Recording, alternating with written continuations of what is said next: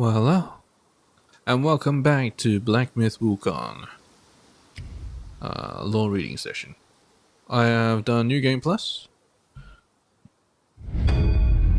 so yeah, now we can still read the lore stuff, right? Should still be fine.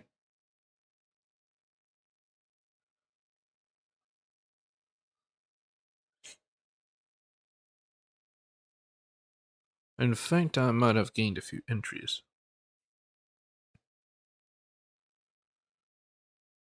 Might.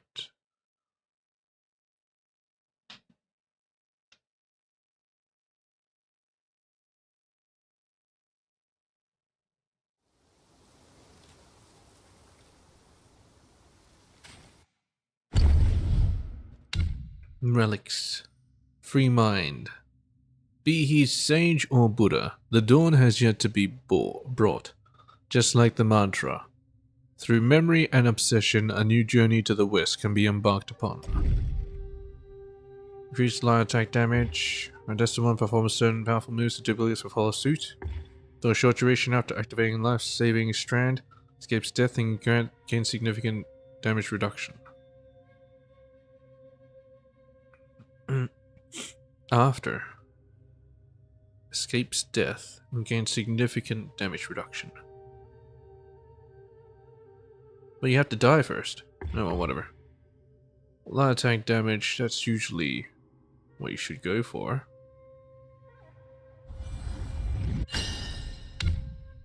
Self-advance, I got 4 points. But actually, I want to try a whole new build. I'll build first and I'll, wait, what? Upgrade armor. Oh, I can upgrade armor here? Nice. Store. New type of pills, I guess.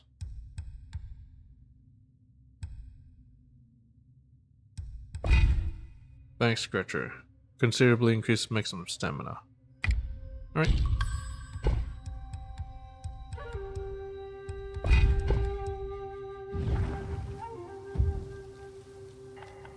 Self-advance, reignite sparks, and reclaim. Ding. I'm a whole new man. Life-saving strand.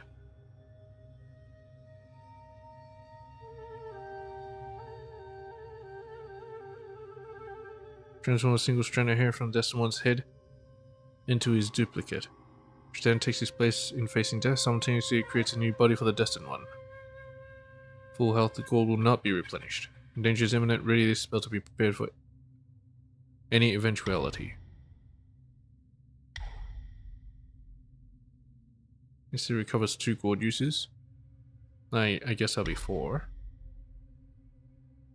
Moderate amount of mana. Moderate chance of usage will not be expended. What the fuck? Huh.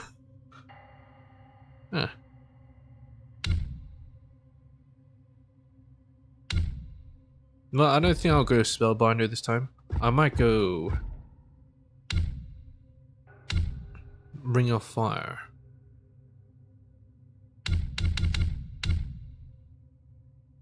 And maybe Transformation build?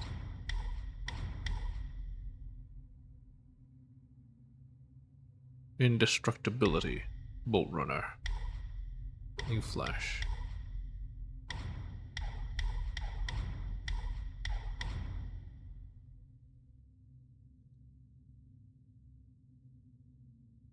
Azure Dome.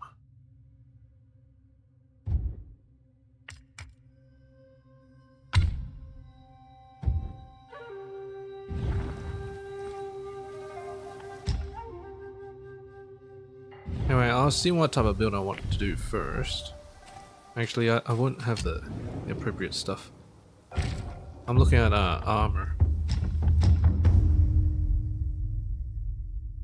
So I could go Tenacity, which goes just tank everything. This thing is a bit hardcore. My health is low. Rock solid deflections, focus gain by nick of time. Considerably reduces its cooldown. Continuous damage received from poison state significantly increases attack while suffering from poison state. So I could poison them. Stain with mud. Yeah, that's what I'm saying. Yeah, you don't get mud that much.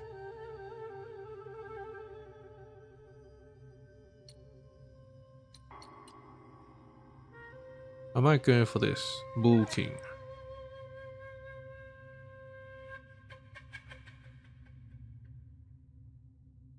Disables perfect dodges but grants tenacity when health is below half.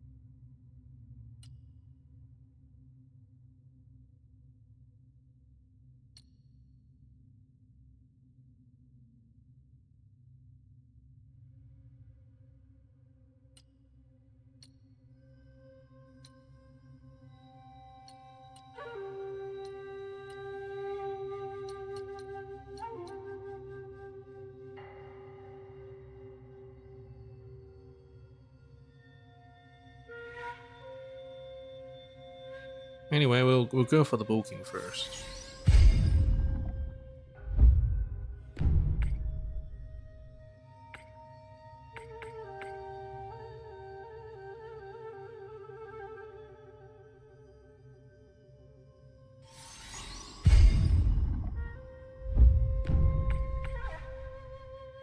The Wukong's iron horn. That's what I'm missing.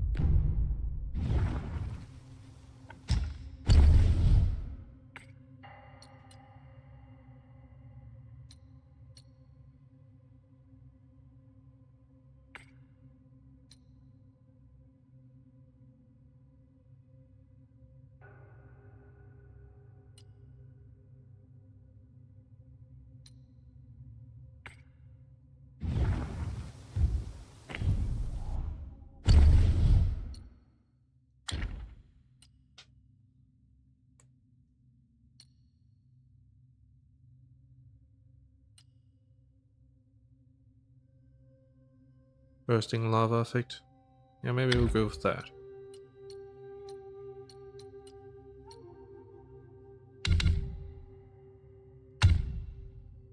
And from that we can go with smash stance.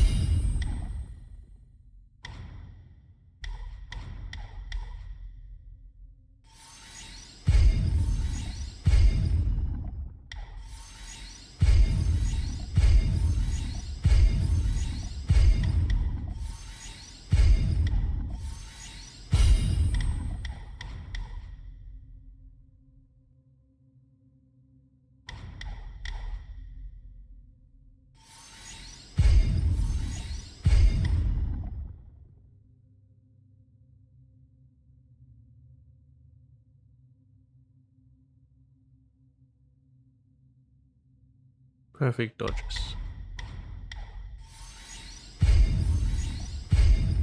Now what, we're just smashing?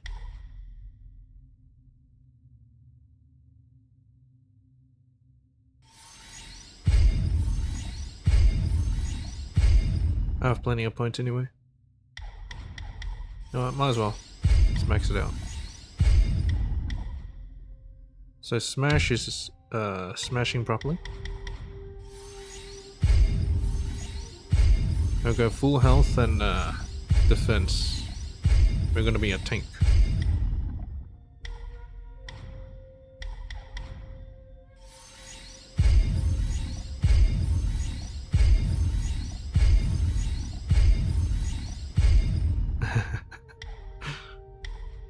I wonder how this will work.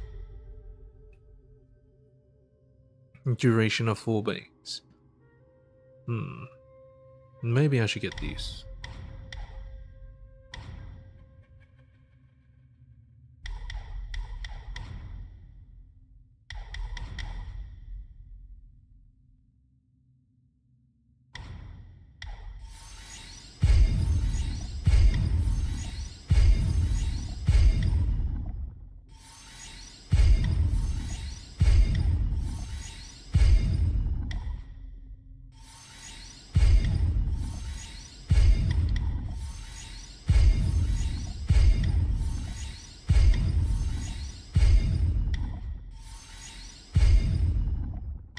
I might not get these.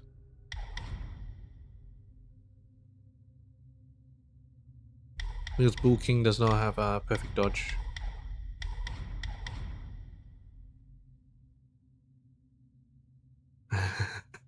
Yeah, maybe I should go for this.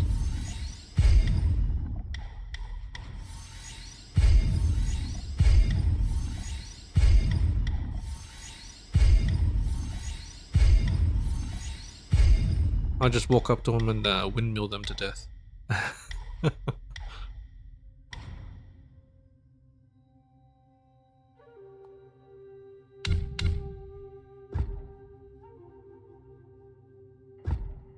Right, I'll also use Ring of Fire, or shall I use Immobilize?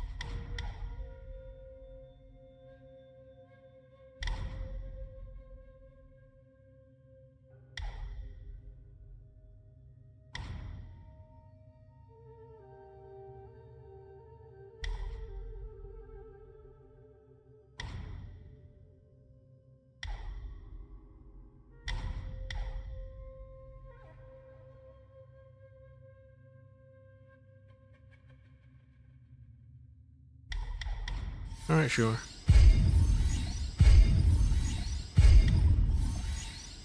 Go full Ring of Fire.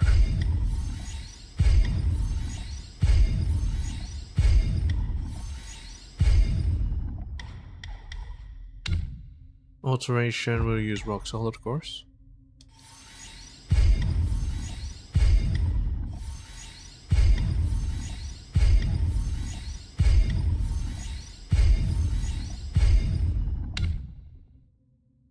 Luck of Many on Life Saving Strand. I'll go Life Saving.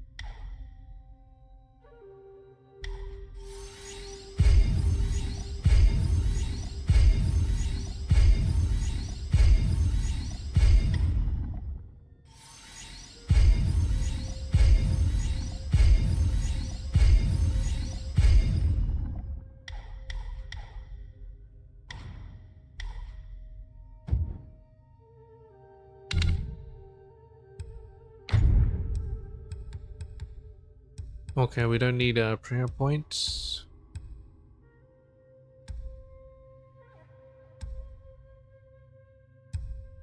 There's will gained, experience gained, obtain materials.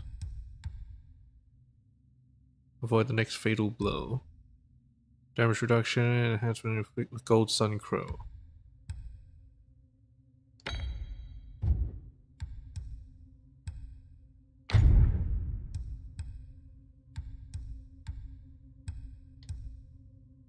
Yeah. Where's Gold Sun Crow?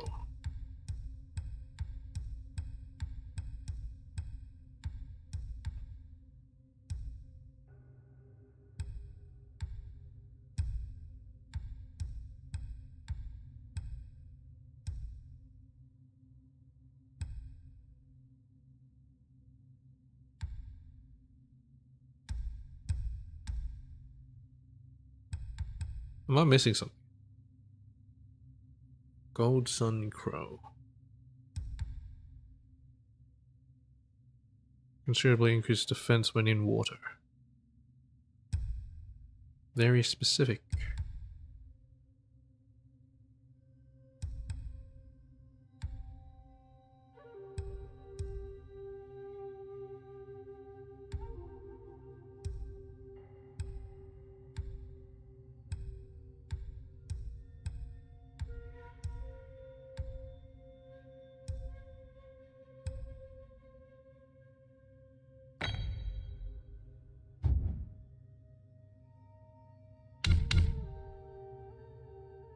Characters, yeah, I got them all. Very good. Alright.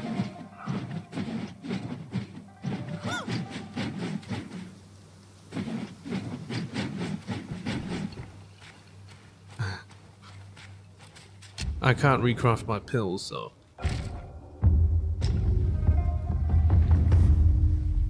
Wonder how this will work.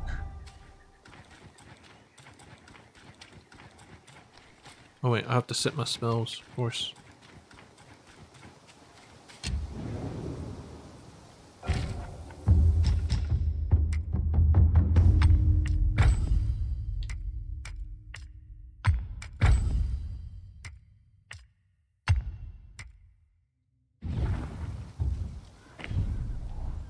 Also, I need to pick a spirit.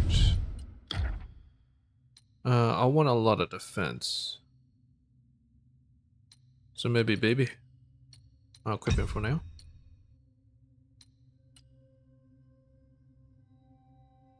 Reach damage reduction.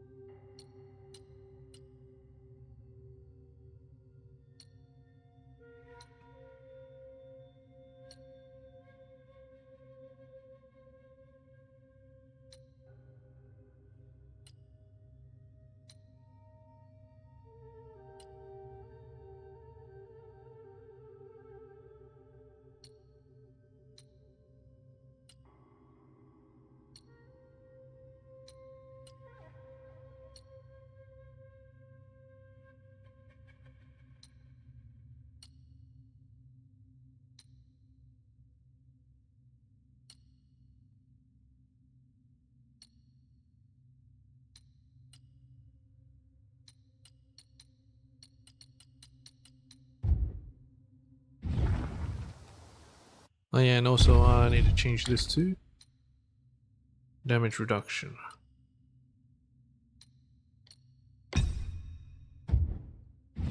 Yeah, I do not crit. I'm supposed to be really tanky, so let's try this.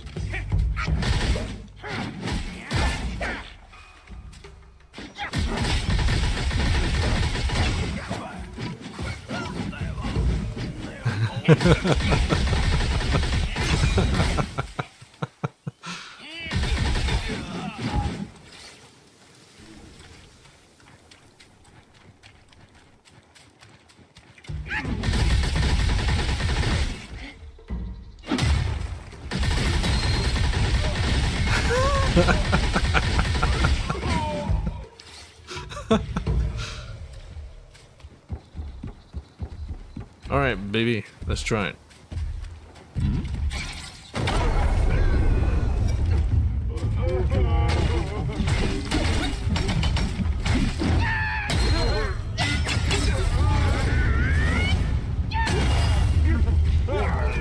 Sit down.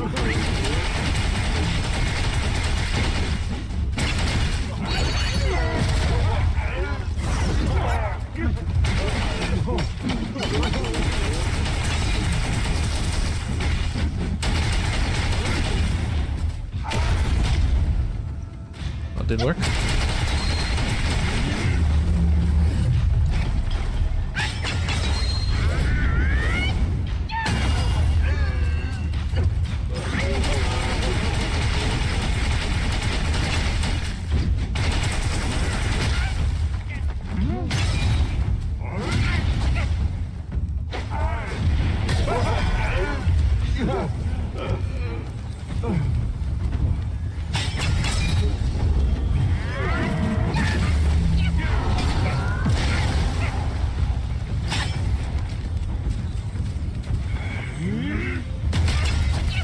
I can steal him.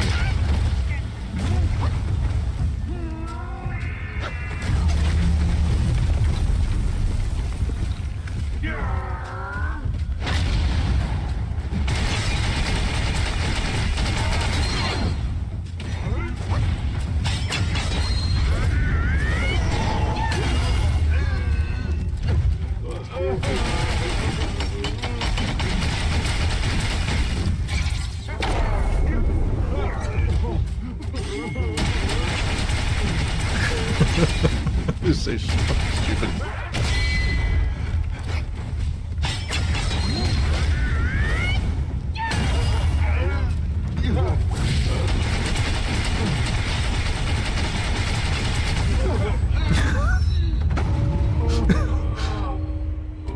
Oh my god. I gotta change my code too. I wonder why I should change it to. Cat's eye beads. I should have already had that. Yeah. Supreme Gourd.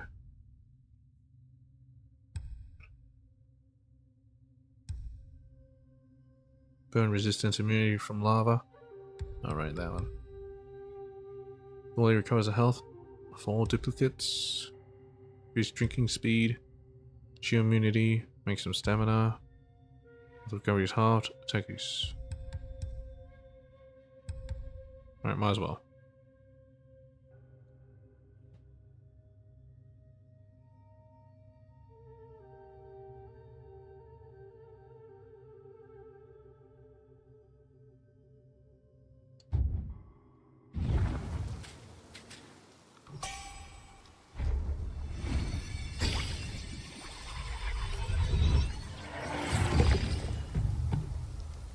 Convert spirits to will. Alright, let's try on the wolf.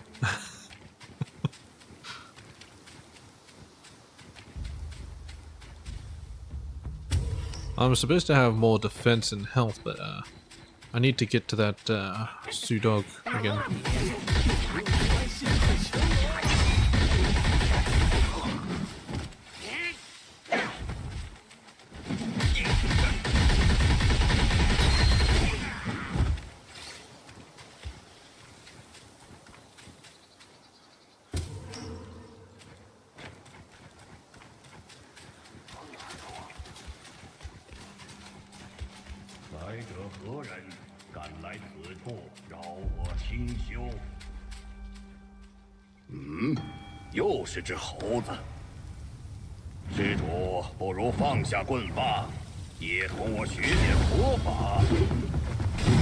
After I defeat this guy, then I'll, or if I get defeated by this guy, I'll start reading some shit.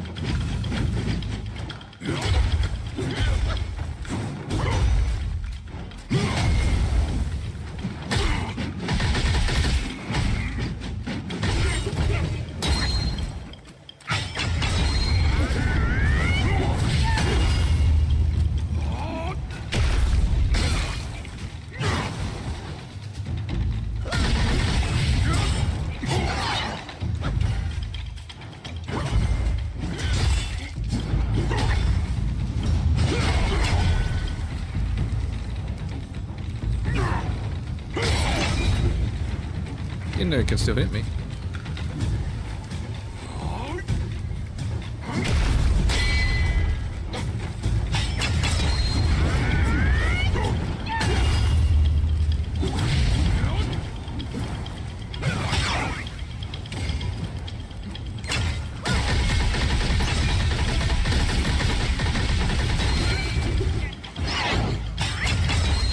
No shit.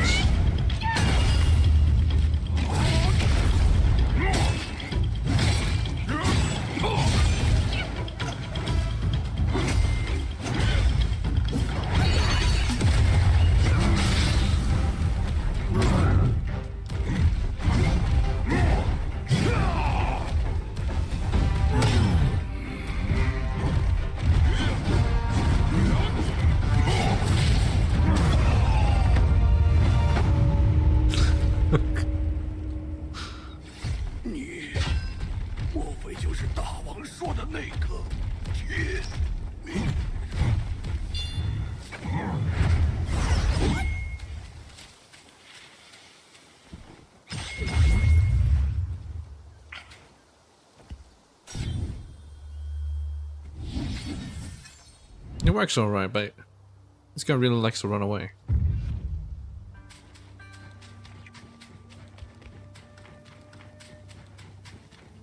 Maybe it works against better against larger opponents.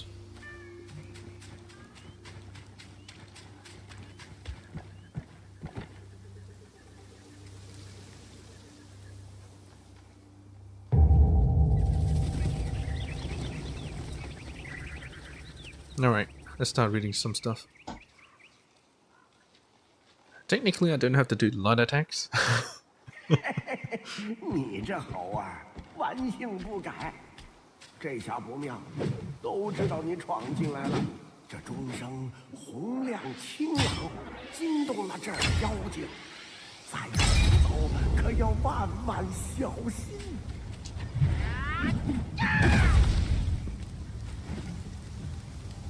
I don't get burned, do I?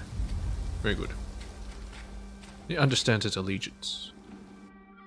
Anyway, I might change some stuff up, especially these relics. I don't need to focus. Availing strike, no. Critical hit damage. I don't crit.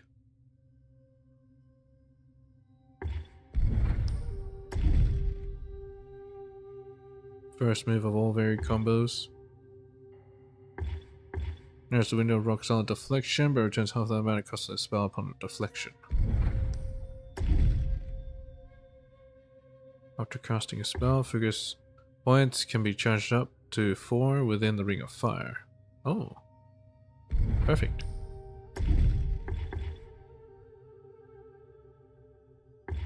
Mobilize, no. Consuming medicine. I think I'll probably keep it as tongue. Maximum health, yeah.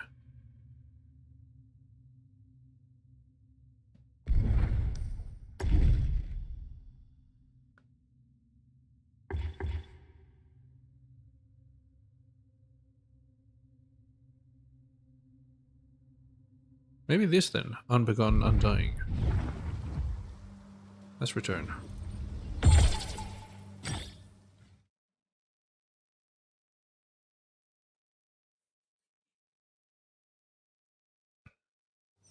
Anyway, let's start reading chapter 2 stuff.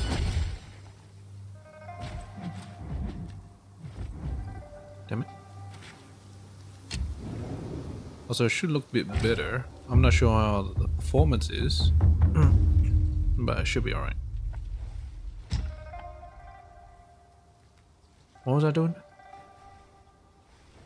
I was doing something. Sitting spell? No. Spirit? Maybe. Here you go. G cost for this skill. Oh, I can upgrade even more. Yeah.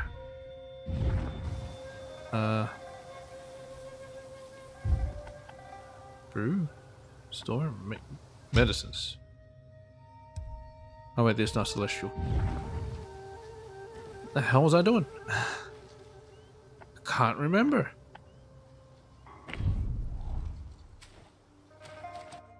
Anyway, let's start reading some stuff. Chapter 2. Start with Lesser Yaoguai. What did I get up to? Red Archer. Okay, so it goes from Red Archer to...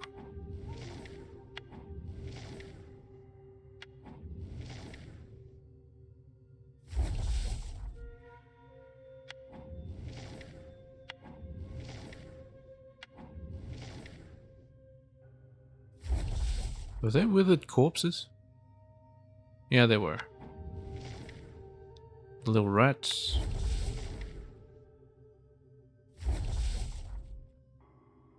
I think there was this guy. I can't remember. Oh, these monks. These are part of level not level 3. Chapter 3. I think this guy starts first. So I think from Li Jingling to Red Archer. It's quite a few entries. Anyway. Let's get some order.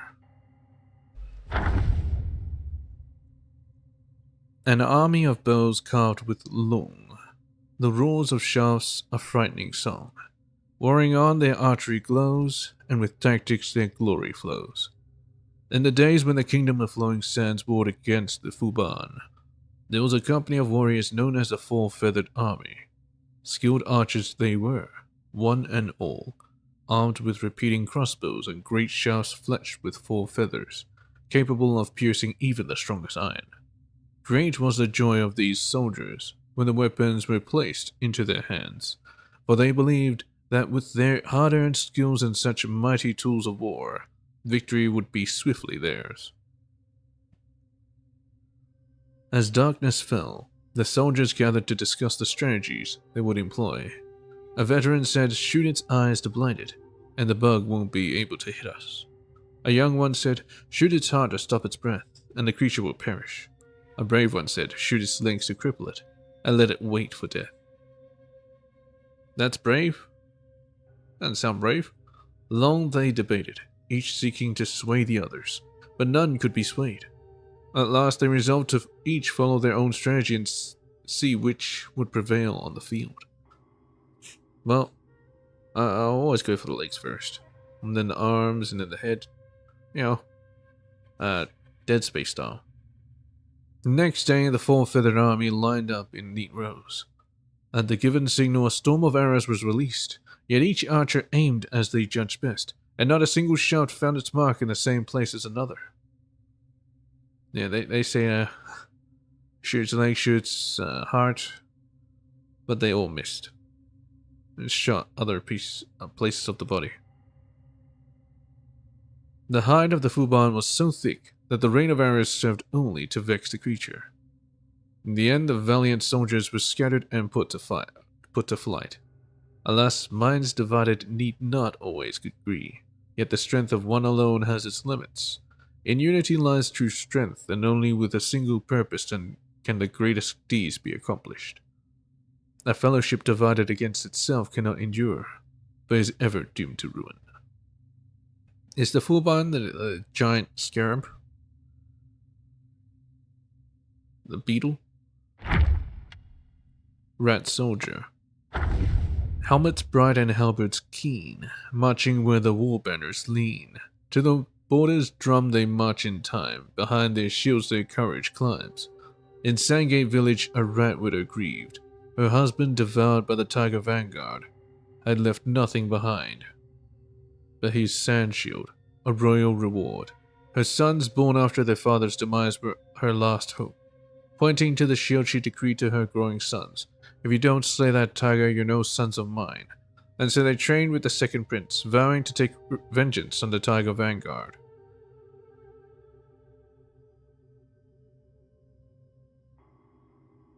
Okay. Among them, one boy frail and ill, suited for combat, loved ink and paper over spear and shield. His mother's scolding and punishments were frequent, forcing him to commit to the martial arts. He did try hard, yet his efforts only left him feeble and trembling. The same skill that took only a few days to acquire for his peers could take him weeks with no noticeable progress. Even the prince urged him to explore a different path. Therefore, the boy's enthusiasm for martial waned further. As his brothers donned red armor and golden shields, he stood alone, enduring more beatings and scorn. Once his mother went too far with her harsh words, better to be eaten by the tiger than remain useless at home, which drove him to steal his father's shield and spear to fulfill his mother's wish. The tiger vanguard knocked him down in 2 moves, mouth open for a gulp.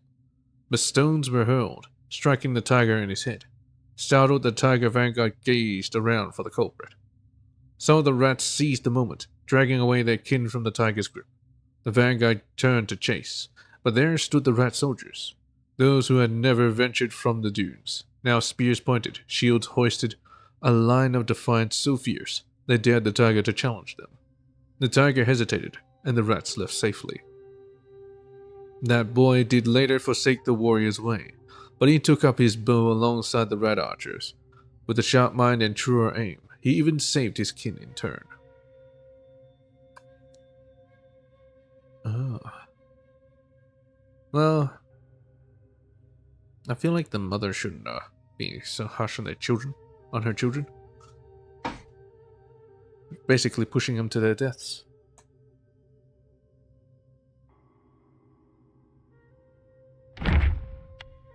Rat Governor. Through omens he sensed impending blight, yet he turned away, veering from the light. Unaware that days of plenty ceased to flow, the nation infested with rodents lost its glow. In the same year, that Kingdom of Sahali was renamed as Kingdom of Flowing Sands. The rodent reverence edict was proclaimed throughout the country. This edict declared rats as celestial beings protected by the king's law, making it illegal to harm them. Whosoever breached this commandment would face the king's judgment. Hence, rat guys from across the land flocked to the kingdom. Although strife ensued between commoners and guys, none dared defy the king's decree. For the well-being of people, the scholars of the Royal Academy planned a petition to implore the segregation of rat guys to the southwest corner of their capital. Were these people and rats living together? Dang. Among these scholars there was an elder. He was deeply skilled in divination. On the day of the petition, right before the scholars were to meet the king, the elder divined for his career, which came out as a grave omen. Not an auspicious time for it, he told his students, the omen in secret. I advise you to take sick leave with me today. However, his students, faithful and young, heeded him not and went forth gallantly. Just as the elder stepped outside the palace, the royal guards encircled the hall. Shouts of agony then filled the air, unfolding the bloodshed within. Hands covering his trembling ears, the elder slowly made his way home. After 3 kingless assemblies and a major court reshuffle, he was promoted to Grand Governor, a rank that bestowed him years of wealth and glory. One day, as he peered into a bronze mirror, he noticed that his nose was elongated, and bristles had sprouted on both sides. Henceforth he forsook mirrors, knowing he would always bear a rat's visage, like all those absented from that petition.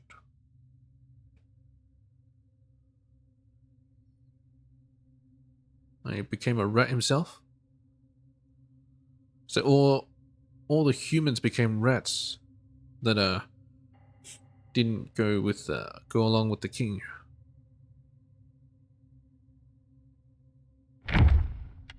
Rat Captain.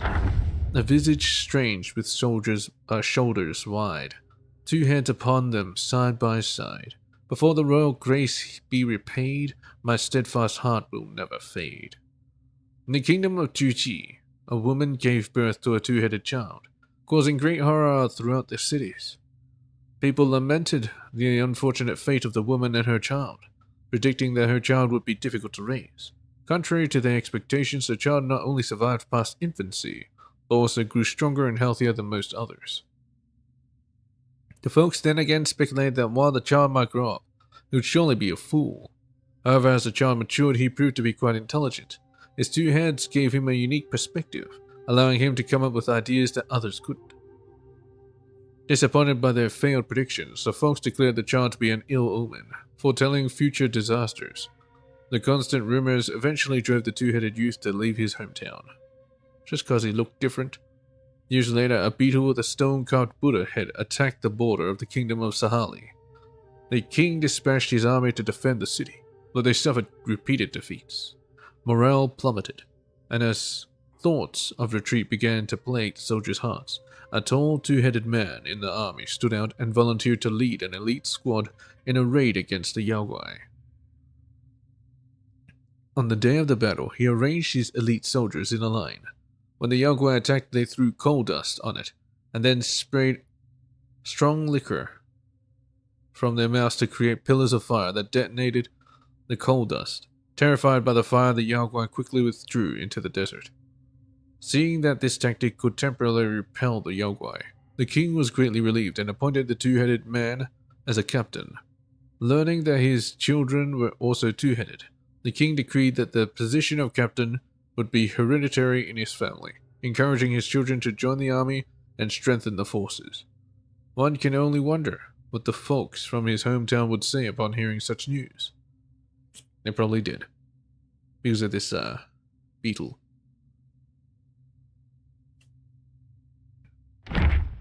Rat Imperial Guard. Yin prevails, Yang's essence fades. Adorned in finery, blades parade. Once malice stirs within the heart, words become weapons tearing apart. Since the Yellow Wind King had sequestered himself within the valley, his hoarded treasures were left to the care of his trusted minions. One day when a purple gold incensory vanished from the half-emptied storeroom, the rumor of theft, once a mere murmur, built into a raucous clamor, until the rat guy who guarded the storeroom was finally accused of pilfering from his own charge. The tale reached the ears of the Rat Imperial Guards. Clad in crimson, they were the secret Imperial enforcers. They went to interrogate the Rat Guard, hoping for a share of the spoils. But the humiliated guard was found lifeless, his neck wrenched in a noose dangling in his cell. With his death, the gossip mongers painted the Imperial Guards as vilifiers of the innocent, coercing false confessions. With no means to defend themselves, the Imperial Guards launched a thorough inquiry. Desperate to clear their names, fortune struck when they unearthed the incensory within the nest of the Rat Guard's apprentice. The crowd's scorn shifted, branding the young apprentice a betrayer and avaricious soul. Yet, in the face of the Imperial Guard's iron grip, the apprentice unfurled a new thread of the story. The incensory had been pilfered by the civet sergeant as a tribute to the Tiger Vanguard. It was the apprentice who, learning of his master's unjust fate, dared to retrieve it in secret. Verified by the Imperial Guards, the tale swayed public sentiment once more, from jeers to praise. But whispers are like a fickle breeze. Soon it was murmured that the thieving chief acted not out of greed, but out of a son's duty to rescue his mother from the bowels of the Tiger Temple. The crowds murmured anew, their judgment as shifting as the sands.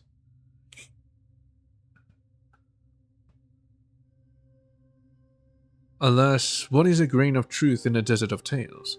Actions taken in the cloak of shadows are often proclaimed in light as something else entirely. Perhaps it is the angle from which we plead our cause that crafts a different truth. And when a truth finds the light, it is often because some prefer an audience blind to the rest of the story. Man, there's so many plot twists.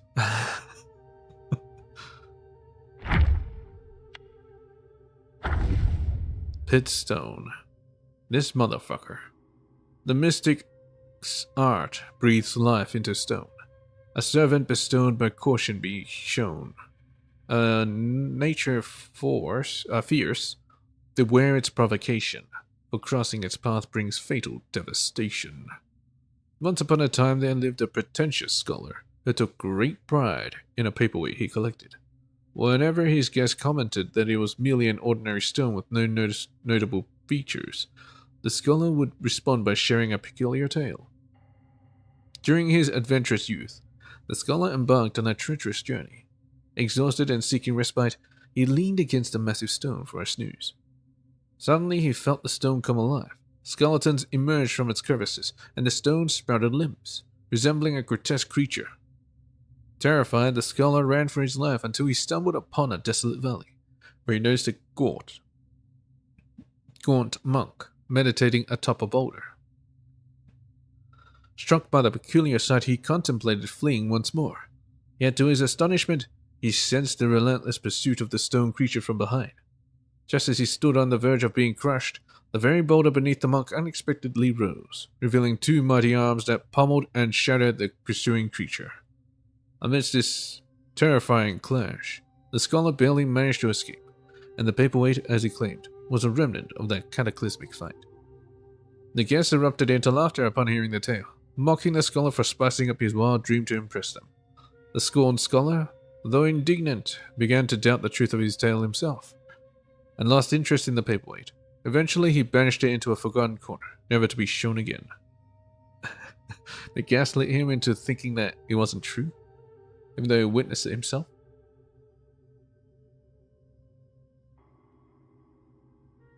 Interesting.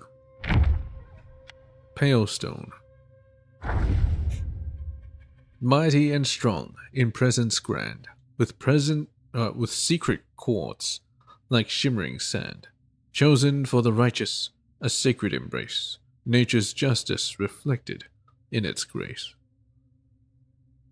In a small kingdom west of Blackwind Mountain, the aging king lived in a constant fear of his dwindling lifespan. Desperate to find the elixir of longevity, he embarked on a frantic search for a solution. One day, an immortalist informed the king that consuming quartz would extend his life and bestow eternal youth. Upon hearing this, the king immediately issued a royal decree, commanding his subjects to scour the lands in search of quartz. Eager to claim their reward, stone miners ventured deep into the desolate Yellowwind Ridge. There they came across a stone being with an enormous head adorned with a brilliant white mineral quartz. News of the discovery reached the king, who promptly dispatched his crown prince with an army to collect the precious quartz. Little did they know that, as they ventured into the ridge, they would be enveloped by swirling dust and relentless yellow winds. Cunning and treacherous, the stone beings lurked beneath the earth, lying in wait. Whenever someone approached, they would swarm out in a coordinated ambush, ensnaring their unsuspecting prey from both sides. The army suffered heavy casualties before obtaining even a trace of the coveted quartz. In a state of desperation, a messenger was dispatched to the capital, bearing a plea of withdrawal that detailed the perilous expedition and the dreadful calamities befalling the men. However, the aged king remained steadfast in his resolve, insisted on obtaining a substantial amount of quartz. Eventually, the crown prince returned with the coveted quartz and an army halved, and requested to present the precious mineral to his father in the royal chamber. Seizing the opportunity, he initiated a coup and plunged a knife into the king's heart, leaving him to die holding his cherished quartz of longevity on his bed. I mean, he would have died normally, but speed it up, I guess. Poise stone. Yeah, this stone is a bit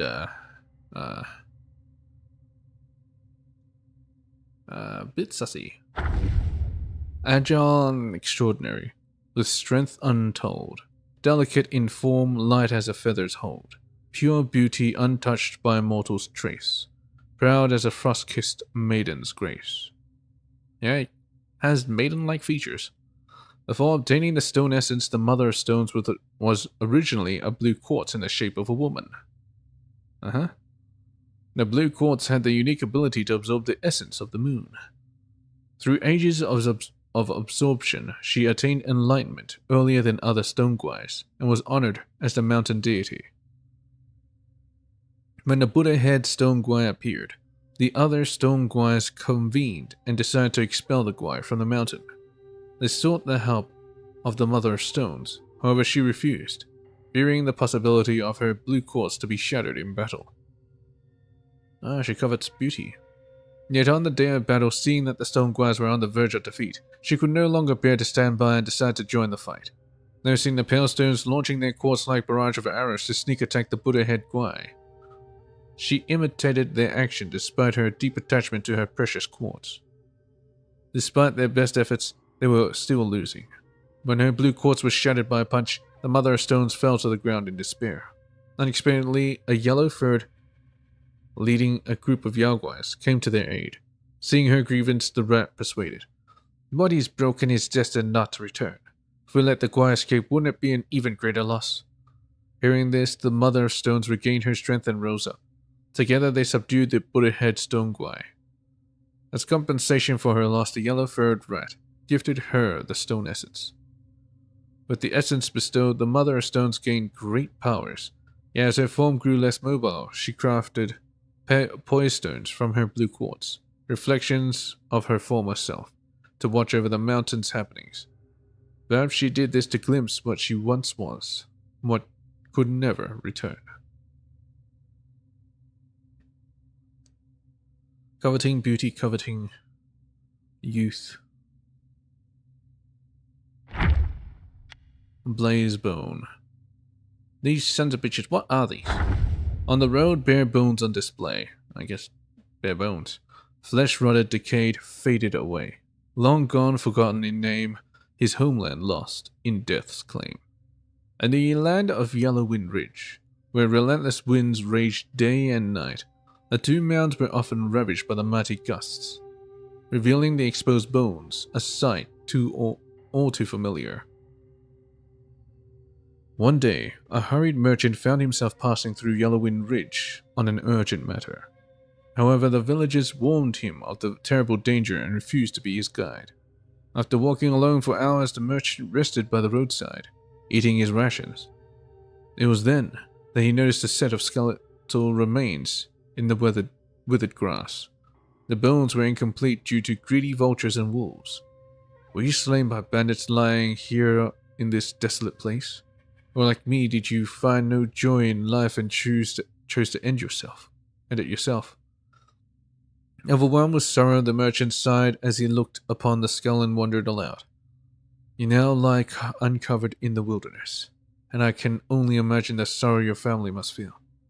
Moved by compassion, he untied his bundle, weeping as he began to dig a grave to bury the remains. Suddenly the skeleton sat up, startling the merchant, who fell to the ground and scrambled backwards in fear. Using bony hands to support itself, the skeleton approached the merchant and pushed a bundle towards him. Astonished, the merchant cautiously accepted the bundle and resumed his journey. The skeleton followed him from a distance, and together they traveled peacefully for hours. Gradually, the merchant let his guard down and removed his inner shirt to drape it over the skeleton's frame. From that moment on, whenever a strange noise arose, the skeleton would guide the merchant to take cover behind rocks. With furtive glances, the merchant would then witness guais passing by the path. For several days they continued on this way until the merchant finally reached the main road again. That was the moment the skeleton ceased to move. Grateful for its companionship, the merchant offered to transport the skeleton's remains back to its homeland. However, after a moment's hesitation, the skeleton turned and walked back into the swelling sands of the ridge. Perhaps he had already forgotten where it came from.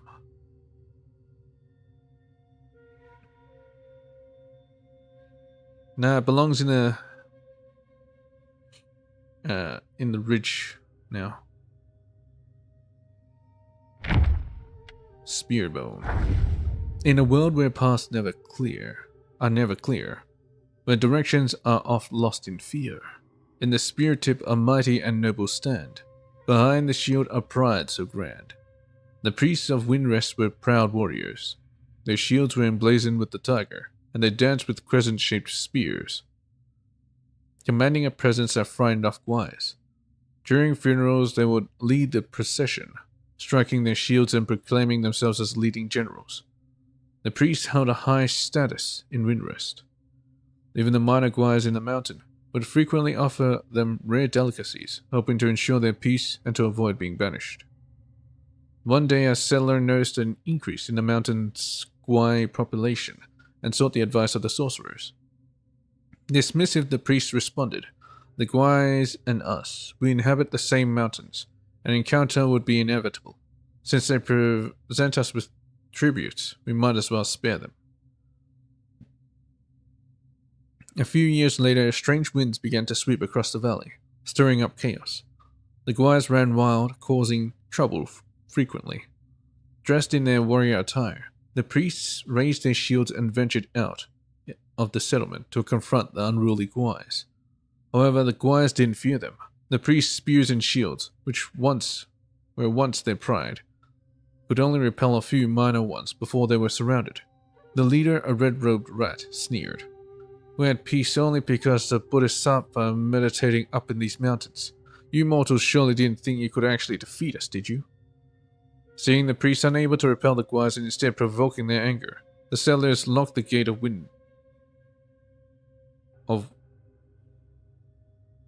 Windiest? Isn't that Windrest? I'm pretty sure it was Windrest. Locked the gate of Windrest, demanding that the Guais be expelled before they could return. The priests met their end on the mountains, remaining in their battle stances, serving as ominous omens to those who passed by. Oh, those were priests. Swift bat. In shadows deep the Bagwai lies, far from clamor under the skies. In moonlit hues blood it sips, as through yellow wind it slips. After the harvest the rent man arrived in the village. The villagers cleaned a long abandoned manor for his stay, and treated him to a sumptuous feast. Full from food and drink, the village chief spoke directly. "The rent is a heavy burden on us. Is there any possibility to reduce it?" The rent collector replied, "The rent has been determined by your lord. I am but a paid man tasked with taking what is due. I have no power to change it." The talk turned into an unending argument. As dusk approached, the villagers hastily left. An old widower lingered, offering a suggestion to the rentman. "Our village offers little amusement, but on that hill, there's a pavilion fine for moon gazing. Should you grow weary, 'tis a place to ease your mind." With these words he too departed. That night the rentman, lantern in hand, pondered his ledgers and the days of disputes ahead. Seeking solace he walked towards the pavilion, but as he stepped into the courtyard, a figure descended with wings of flesh, claws for hands, and a maw of pointed teeth. Terrified he fled, only to be ambushed by a similar creature lurking in the trees. The Bagwai squabbled over him for the first bite, chittering and chattering. Seeing them locked in a stalemate, the rentman drew a blade from his belt and beheaded one. The other sprang, fangs bared towards him, but he dodged it with a struggled roll. That night the rentman and the bat dog-fought. Fangs and blade clashed until dawn. Come morning, villagers come to the manor to prepare for the rentman his morning meal, only to find him sitting by the door, a blade at his side, pinning two headless bat corpses to the earth. In the days that followed, they paid their full rent and hosted another rich feast, sending the rentman back to the town with due respect. Defeat monsters for them. He's not just an ordinary rentman. Yeah, he's just another salaryman. No need to complain to him. Withered corpse. In my lowly life the end is here. Soul adrift, my body lingers there. Once suffered the wicked wind's cruel sting. No peace shall wandering ever bring. In the shadow of Yellow Wind Ridge, where gusts weave labyrinths of sand, trade seldom reached here, save for a lone hamlet downhill, the only bazaar in the land. Among the market stands an Everlife shop stood as the sole purveyor of coffins. On that fateful day the shopkeeper idled inside when a man of lumbering gait entered, garbed like a beggar. As the shopkeeper rose to shoo him away, the man spoke. "Hold, sir. I've come not to beg, but to buy coffins." With quiet words he told told of his village laid to ruin by bandits and his need for 4 coffins to lay the dead to rest. Suspicious but intrigued, the shopkeeper agreed to trade in their native herbs, soyang and kongrong. The shopkeeper gathered his lads and followed the man, with 4 coffins on an ox cart. Laboring through sand and wind, they reached the village at dusk. Here the man muttered, "All life ends and returns to earth. These winds can do harm, and if our bodies are not properly buried, our souls might be twisted. Please, sir, bury my family with these coffins. We had soyang and kongrong in our hearth. Take as much as you like." And with that he vanished. Or maybe he's also a withered corpse. Entering the village, the shopkeeper found all living things slaughtered, not a soul left alive. There before a grand dwelling lay a man and his kin long dead.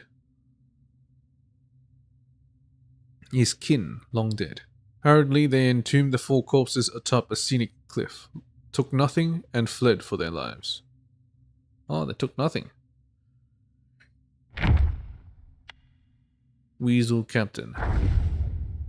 Wise in the Guise's wayward hearts, yet shuns the lonely monkish arts. On the yellow ridge of desolation ends a tale by separation.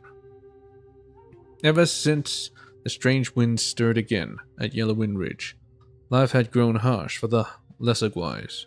Tiger Vanguard and the King of Flowing Sands fought for dominance, troubling the Weasel kin caught between the 2 powers.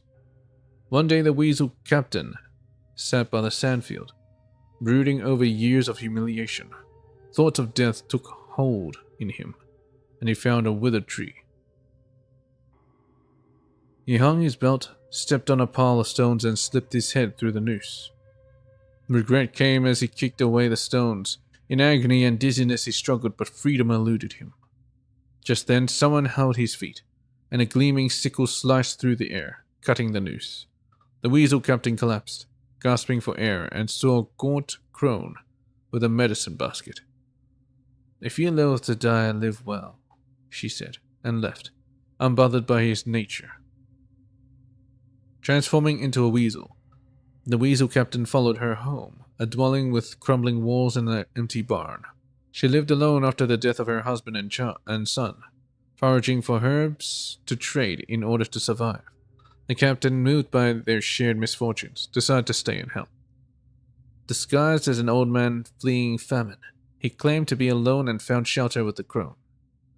By day he hunted in Yellowwind Ridge, by night he enlisted stone sprites to mend the house. Together they thrived, much to the villagers' envy. One day 2 villagers trailed the captain, curious about his hunting prowess. Little did they know as they watched him, that he would suddenly transform back into his original form.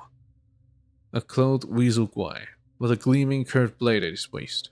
Feeling threatened by a non-human, the villagers spread their tale, and the Dallas was summoned to slay the Weasel Captain.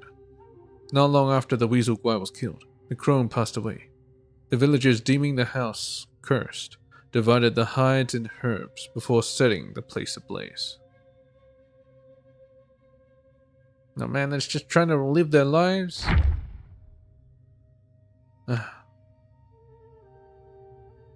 Civet Sergeant.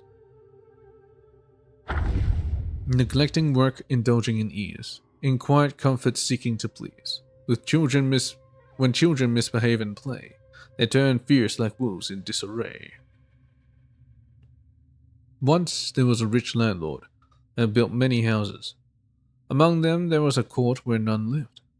He had a clear pond, an old elm, and a swing. The village children longed to play there. The landlord, however, ordered his servants to guard the court and allow no one near.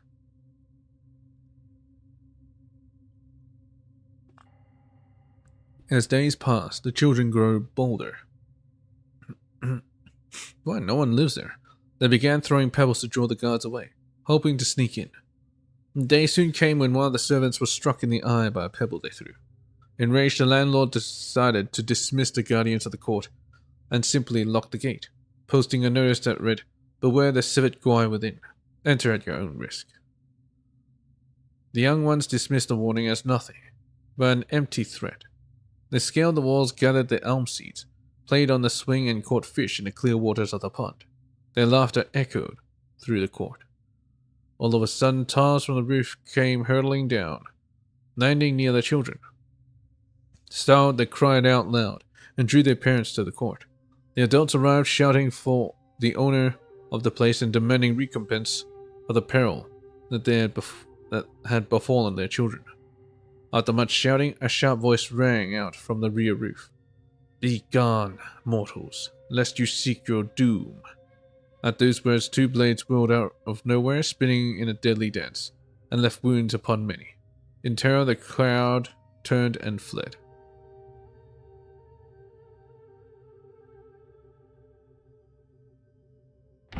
Oh, there you go. Lin Qiling.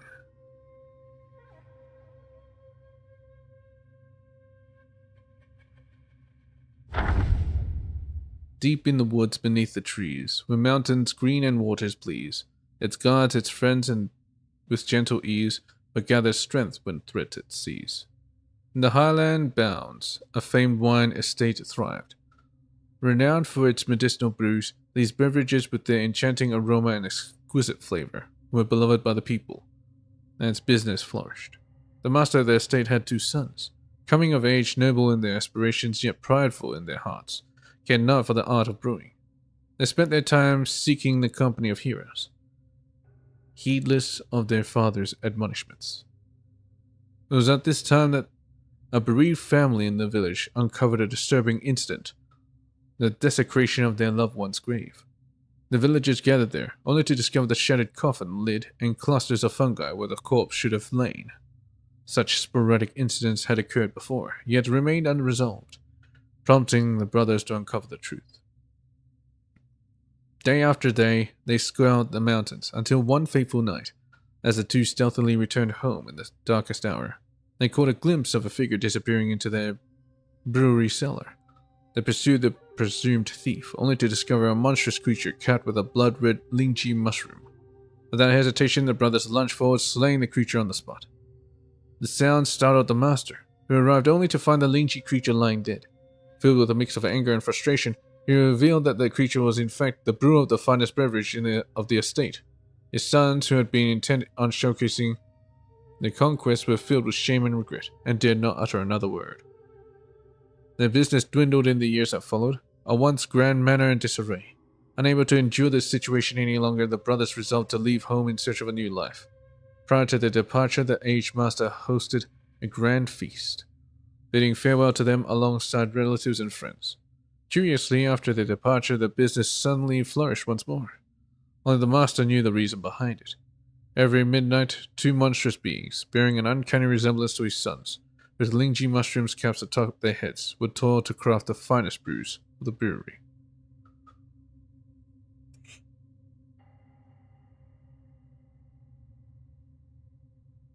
Did he kill his sons?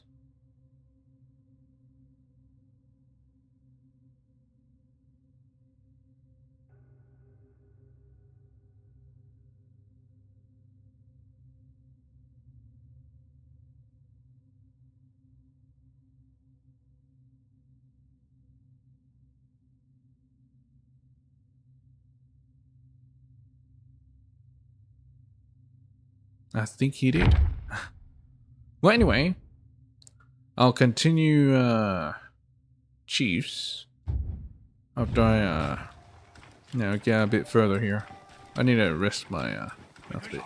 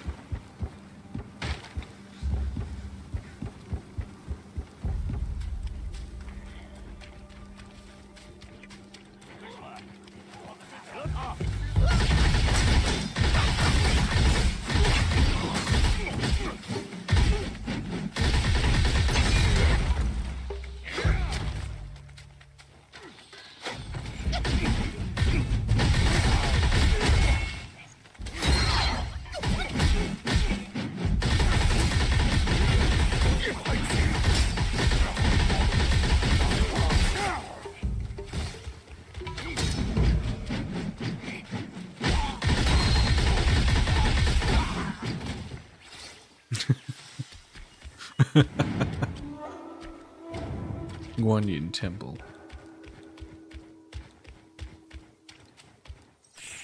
别出声，小心惊动了那条大狗。后院那厮是黑风怪的道友，自称灵虚子。以你现在的道行，恐怕糟了。 Yeah, I read about him. 小猴子，快逃，还来得及。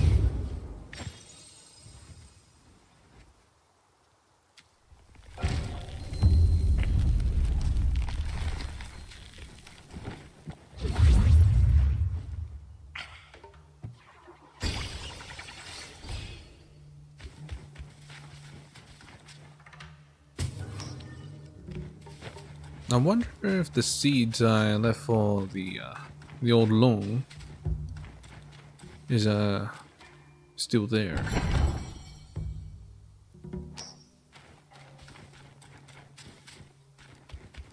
Anyway, that should be enough. Let's go. 你若进了这道门，便回不了头啦。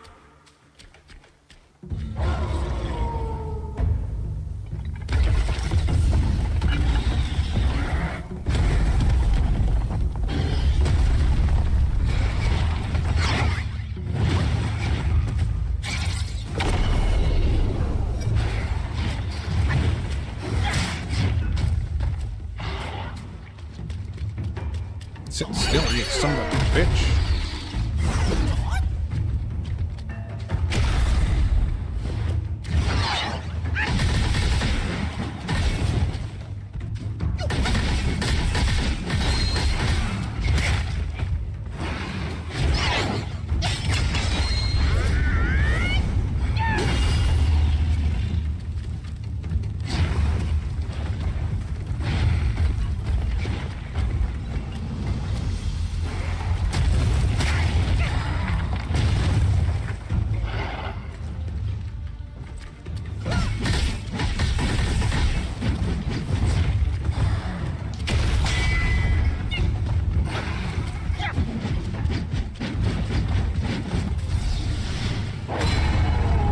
What is he fighting?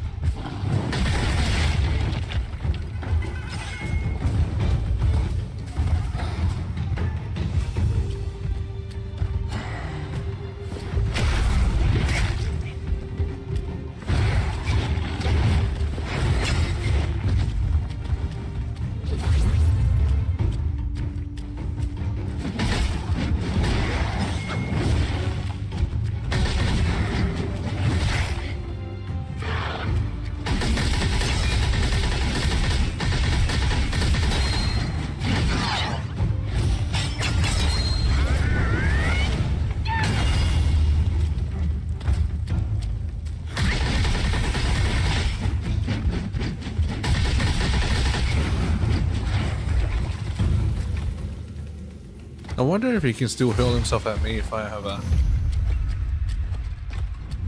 bring a fire.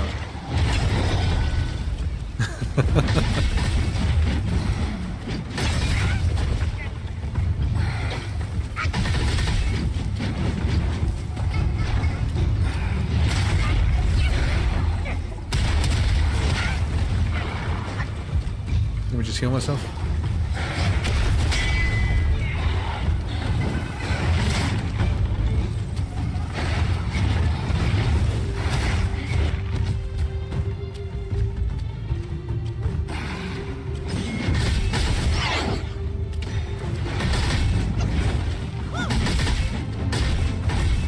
Can you just sit still, please?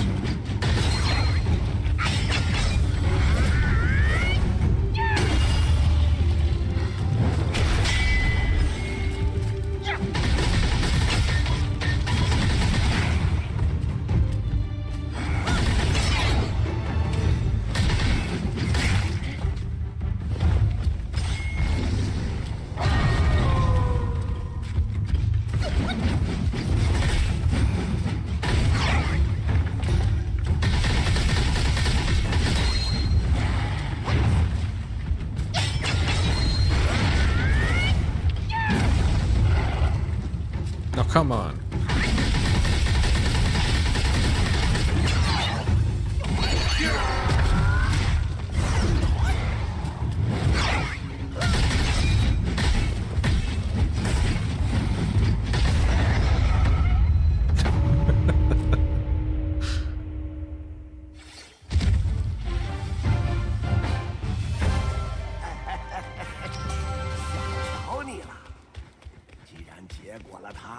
不妨先把这里翻个底儿朝天。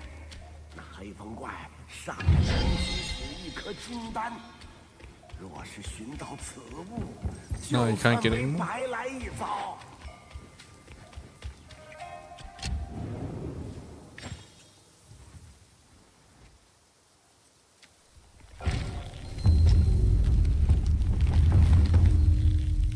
Ah, yes. Now I remember. I was changing my relics. That's right. Alright. Significant damage reduction.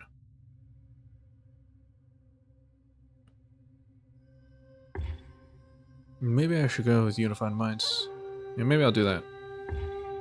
Reignite. I'll go with that instead.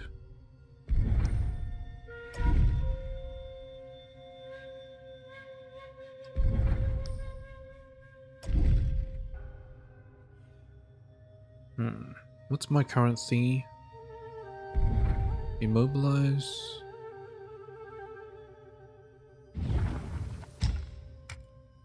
Ring of Fire. That's right.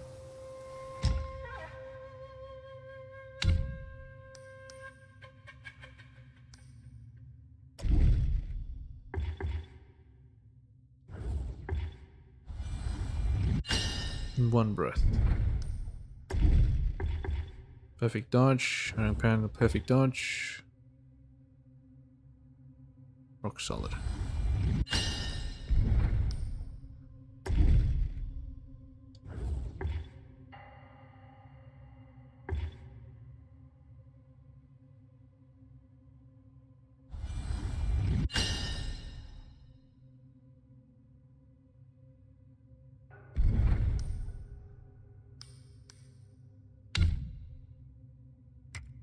No.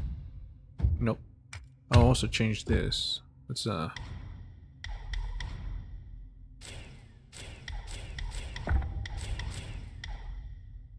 do Pluck of Many instead.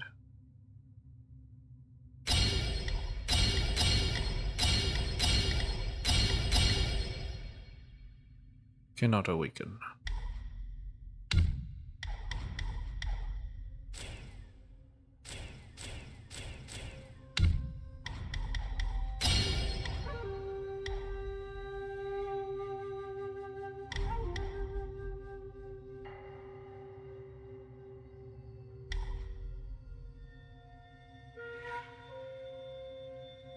More duplicates. Duration.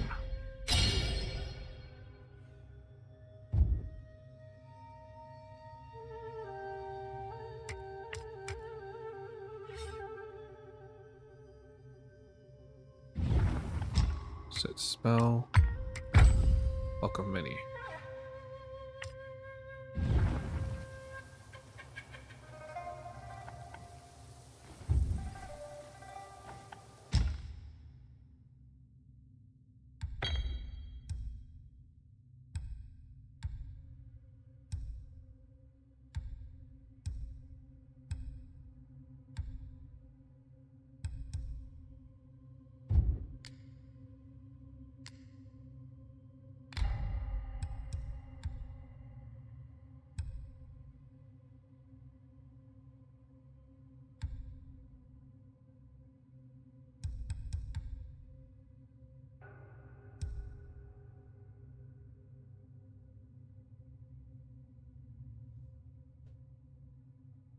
Extends the duration of duplicates. I'm not sure about that.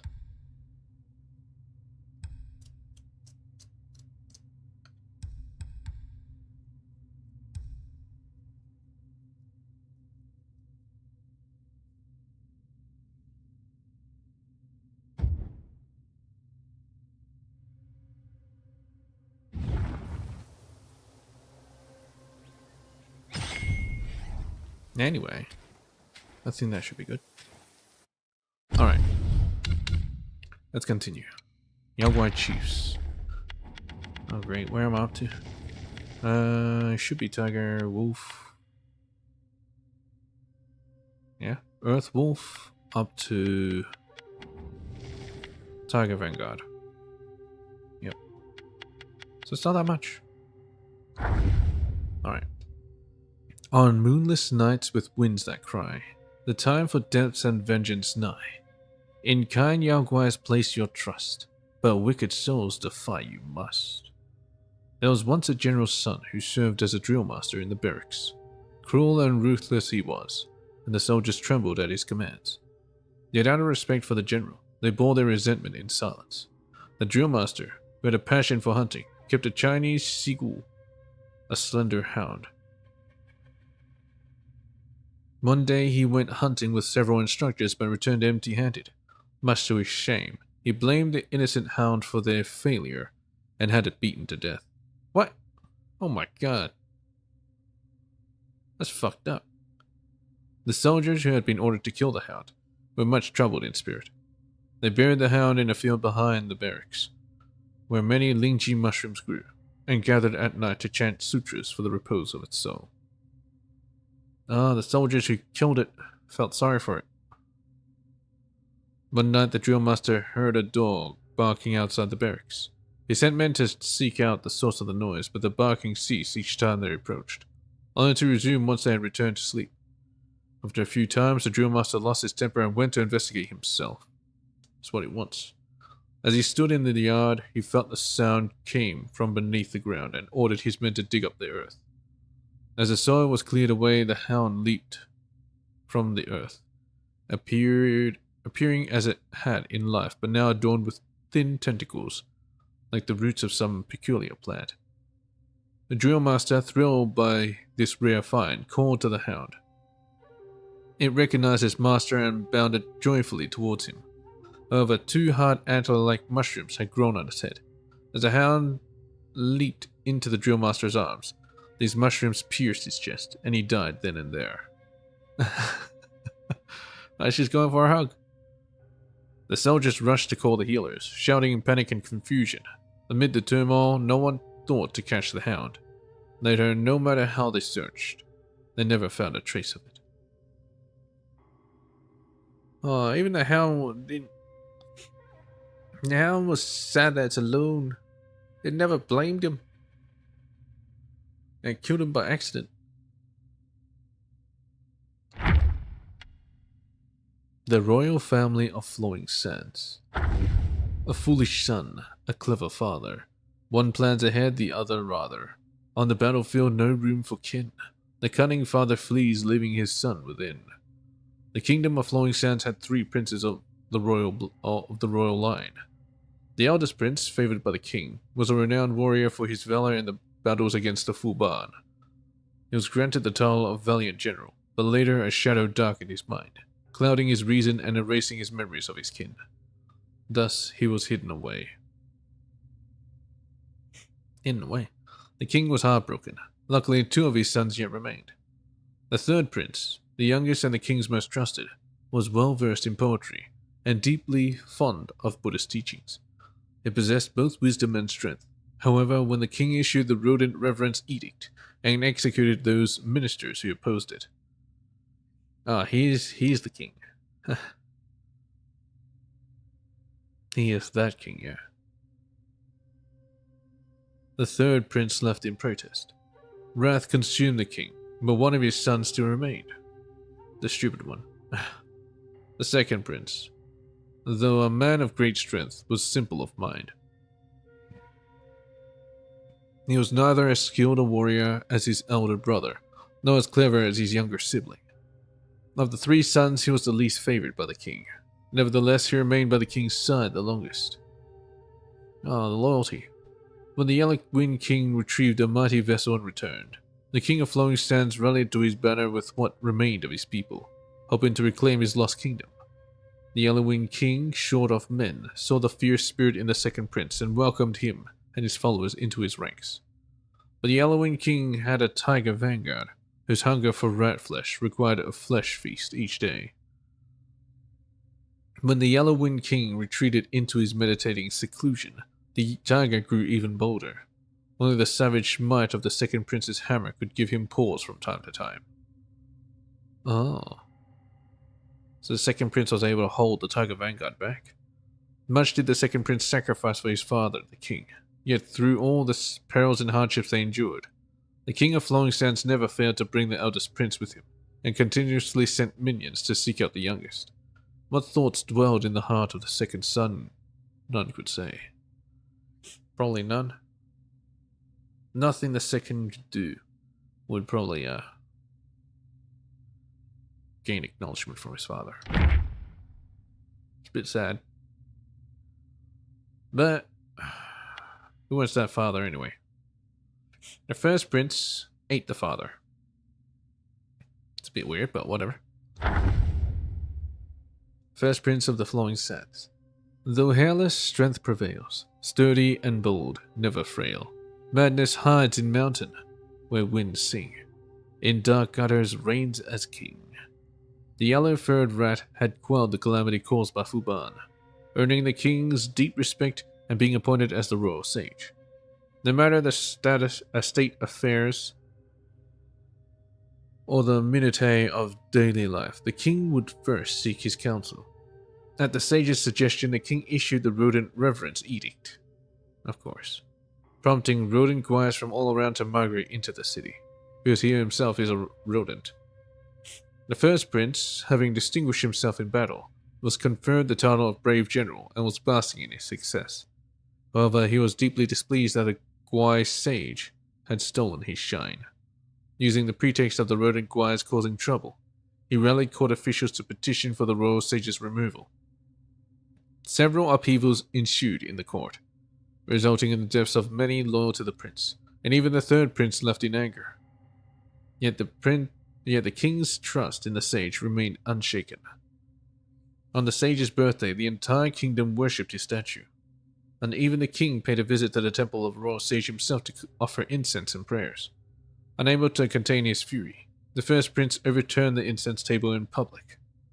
Such an affront to the royal authority could not be tolerated. Enraged, the king imprisoned the prince. The sage, however, was not angered, and even spoke many good words for the brave general. Learning of the sage's intercession, the prince became even more convinced that he was a deeply scheming, evil Gwai, cursing him incessantly in his cell. The king, upon hearing this, grew more antagonized by his unruly son. Hence he decreed that the prince needed strict discipline, ordering that his meals be delivered to the cell door thrice daily, with no visitors allowed. Oh. Initially, the prince was very stubborn, but over time he softened and began to plead for mercy. Yet he remained defiant in his heart, constantly plotting to kill the rodents and avenge himself once he was free. One day his meal was late, and he was growing anxious. Then he heard the sound of key turning, and the cell door unexpectedly opened. After waiting for a while and seeing no one enter, he walked out himself. To his astonishment, the guards and officials bustling about outside were no longer human. They all became rats dressed in robes. The prince thought it was the sage had led the rodent Gwais to usurp the throne, and in his panic he charged into his father's golden hall.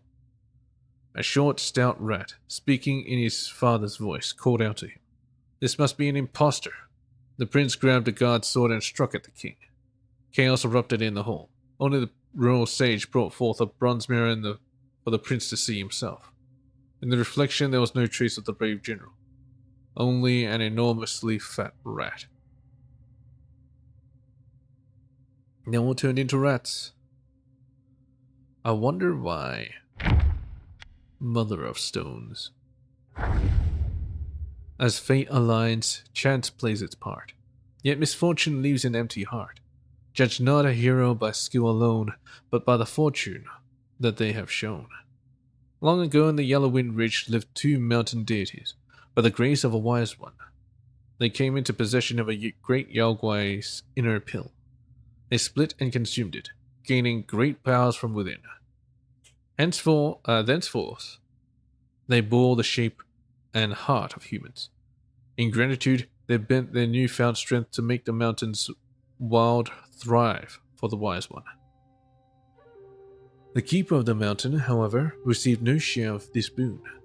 Envy wormed its way into his heart upon hearing that the deities could conjure rockwise at will. He schemed to wrest this power for himself. Little did he know, the conjurations drained deeply from their own will. The mountain deities poured out their own power to birth rockwise, who shaped crag and stone, and nurtured green and bloom. Day by day, the keeper of the mountain sought to pilfer their practice and cultivation through low deceits.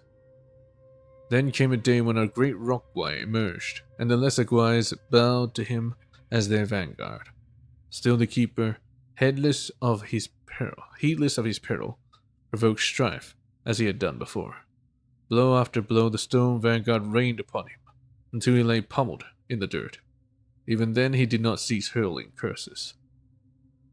Alas, those who are bent on wickedness find new obstacles in their path, while those who pursue virtue encounter many hardships, often set by those with ill intentions. Doesn't say that much about the Mother of Stones.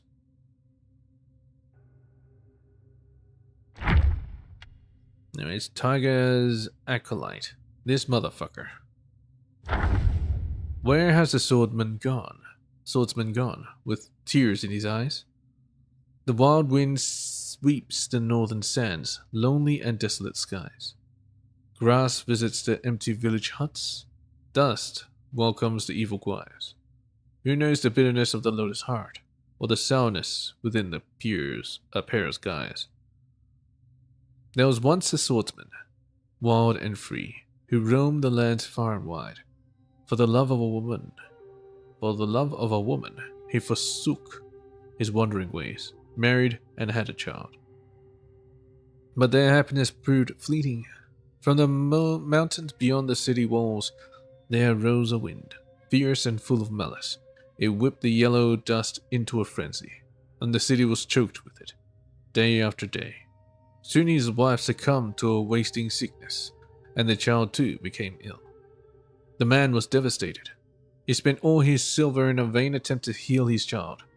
Then he heard of a bodhisattva in New Mount Sumeru who could cure the wind sickness. With haste, he gathered what he still had and set forth with his child.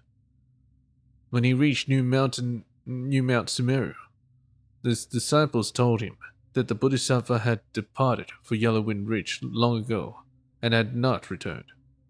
The man had no choice but to take his child and set out once more.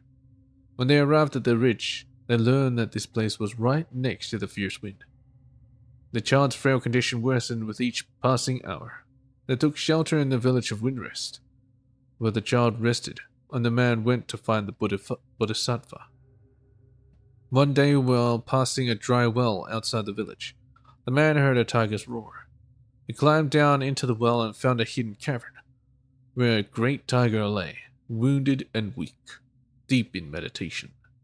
The tiger told the man he was a deity in the mountain, revered by the village priests. In the valley they had even raised a temple in his honor. He said he'd been ambushed by the Yagwai that stirred up the fierce wind and took over his temple. That's why he was in this pitiful state. The man was doubtful, but as he asked around in the village, he found that the tale was true in every detail, from the reverence of the priest to the temple in the valley. He hastened back to the well, his ailing child in his arms, to beg the tiger for healing. The tiger brought out a strangely shaped gourd, filled it with water, and gave it to the child. Wonder of wonders, after drinking from the gourd, the child was able to run and play as he had before. The wind sickness struck. The tiger told the man that the wind had harmed his essence. With the flesh of the living, he could regain his former might, and then he could tame the raging wind and heal the child completely. The man was reluctant, but as he watched his son grow stronger day by day, playing in the village with the other children, a terrible resolve hardened in his heart. He began to lead the unsuspecting villagers into the well, hoping to restore the tiger to its former strength. As time passed, most unnaturally, the villagers found out what he had done. By the time the man returned to the village, he found his son slain by their angry hands. The man was consumed by regret and drew the sword he had sealed away for years. It fell upon the villagers, one by one. he cut them down, until the streets ran red with blood. Then alone he set out into the shifting sandstorm, lost in the ever-howling wind. Well, he wanted to save his son, but he used other people's lives to pay the price. Which is, never good. So, yeah. I don't think they should have killed the child, but they should have killed him, you know? So the villagers were wrong as well. And child did nothing wrong. Go-eyed Taoist. A strange man with a lump on his back, and a staff of blood-red hue. He leaps bound with eerie might, 100 eyes glowing in the night. A strange visitor once came to the Temple of Yellow Flowers. He proclaimed himself trained in the mystic arts upon the Mount Lingtai. Submit now and yield to me the thing, he told the master of the temple, and you will be spared. Beetle Commander was sent to subdue him, and the man was sealed in a cocoon sack in the cave. Yet days later, a lesser Guai brought word to the master that the sack lay sundered, and the captive had escaped. At this, the master gave nothing but a smile. Since his escape from the cocoon sack, a fleshy mess studded with many eyes had sprouted from the man's back. He paid no mind to this horrific sight and continued his wandering practice. He passed through a desolate mountain where bandits ran rampant and the nearby villagers lived in squalor. Here he chose to settle and summon rainfall. By his arts the blasted peaks grew green with elms and willows, and the slopes cloaked themselves in pines and firs. After his efforts, the once barren mountains saw years of clement weather, and the people of the lowlands flourished in number. Yet the bandits cared nothing for an honest life. They saw the greenwood only as fresh plunder, and the growing number of as ripe for the hunt. The man then took on the guise of an enlightened monk and went among the bandits' hideouts to spread the wisdom of the Buddha. In the end, even the bandits forsook evil and came down the mountain to live in peace. Years passed. Then came a day when the man entered the village and raised the ritual staff at the entrance. From its crown poured a blood-red light. Every person it touched fell into a frenzy, tearing at each other as if under the thrall of some evil force. In mere moments, the lowlands became a pit of slaughter, and the ground overflowed with blood of the slain. On the man's back, the hump gaped wide, with countless eyes unveiled. Slowly they supped the spilled blood and sundered spirits. In no time, the lump had swollen even larger, until it could absorb no more. Only then did the eyes slowly close. The man came back to himself and removed the staff, and then set out for the next place to settle. Man, you just going around killing people? It's making people mad and killing themselves. Killing each other.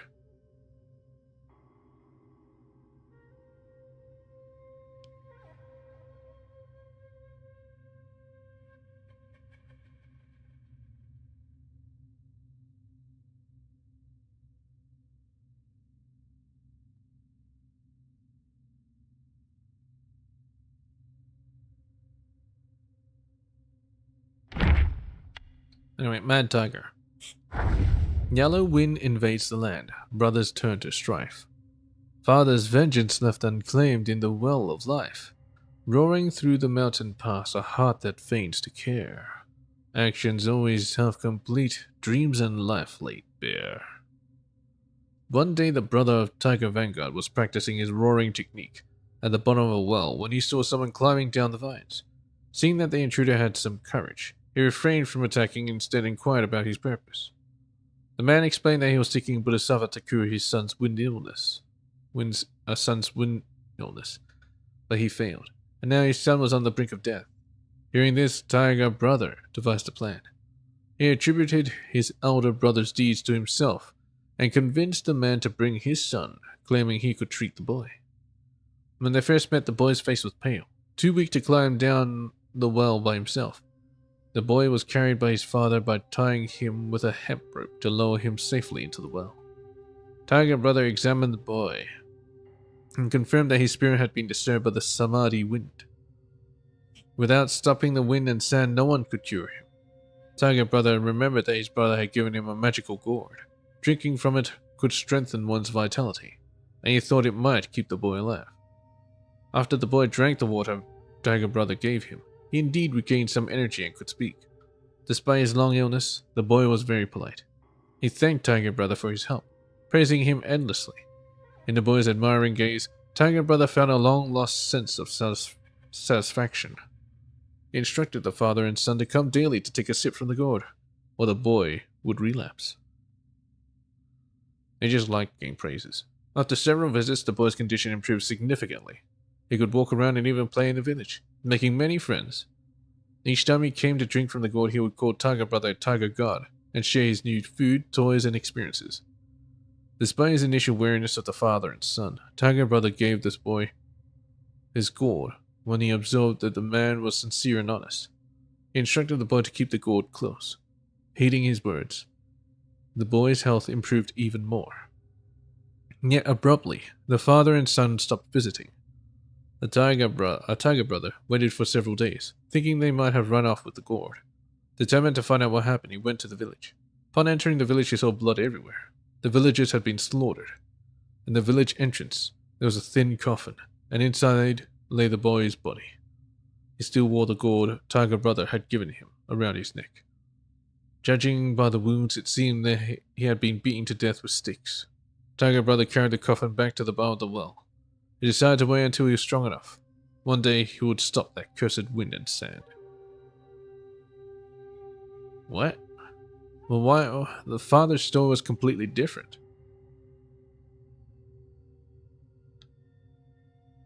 Is it because he's mad that's why he's telling a different story? Why is this so weird? Tiger Vanguard. Alright. Gathering strength with a mighty roar, transforming stones, launching surprise once more. A loyal general with a heart so bold, a noble fighter lost in the age of old.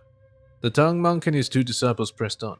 Before half a day had passed, they came upon a towering peak, dire to behold.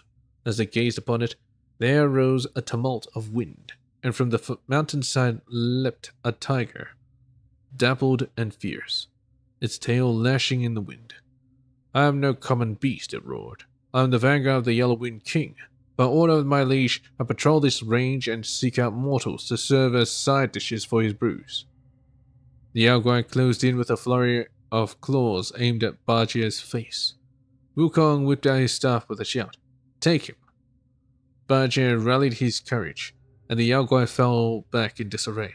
Panicked, it sloughed off its skin and draped it over a tiger-shaped rock.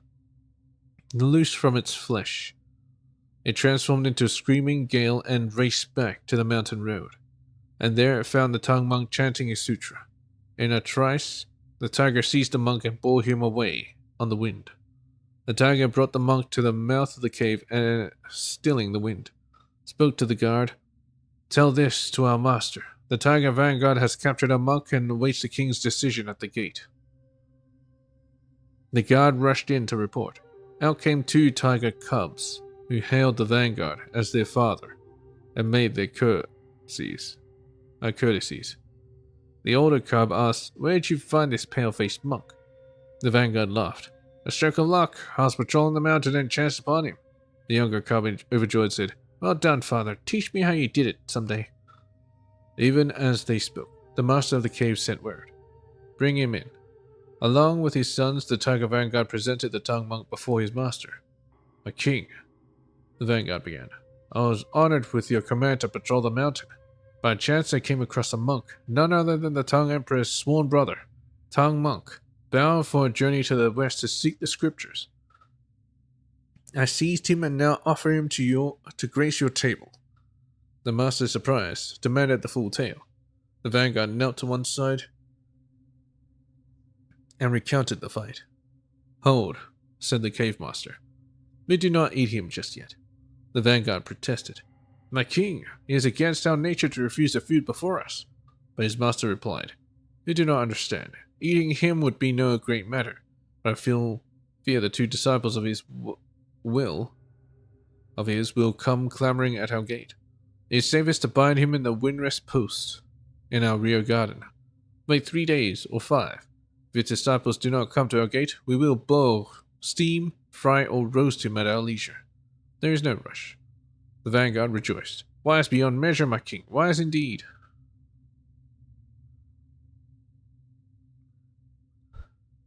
So I plan to use him as a hostage. Our 2 young tigers followed their father out. The elder muttered, Master has always devoured mortals without second thought. There should be something left unsaid. The younger added, He seems almost afraid of the mortal. Their father snapped, You know nothing of the powers of our master. Long seasons have I served him. How could he shrink before any other? The brothers exchanged glances but said no more. Scarcely half a day had passed, and the master sent for them again. There was Sun Wukong challenging upon their gate. The tiger vanguard requested to face him, but the master demurred. I fear you cannot prevail against him. They may well be wounded. He must not then impute blame unto me. The vanguard's sons urged him to reconsider, but he paid them no heed. Rest assured you, wait only until our return. Yeah, he died.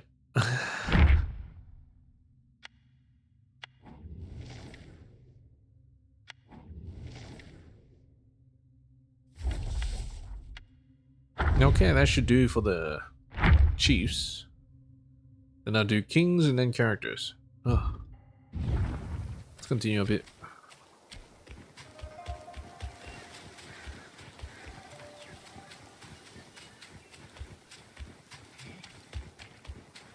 Hello. A little bit closer. I mean, he hit me.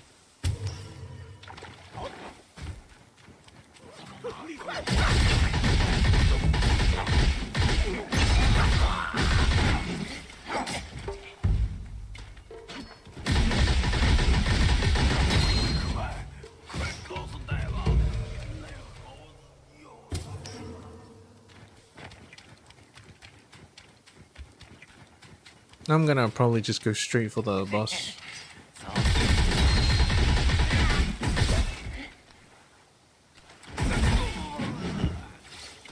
I need to get more poise.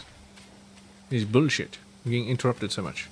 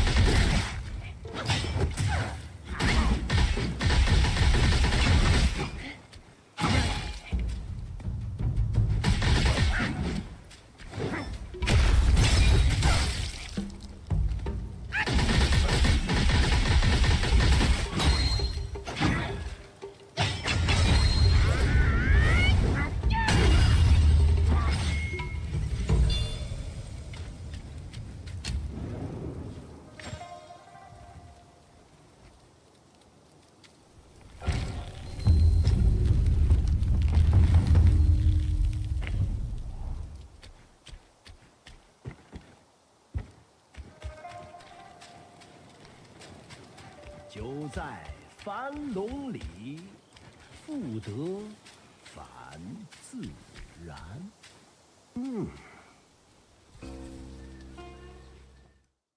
Enough with thee.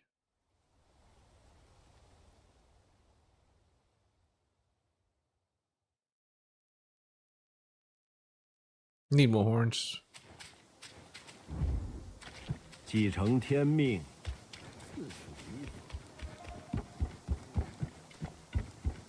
I could jump down, but you know.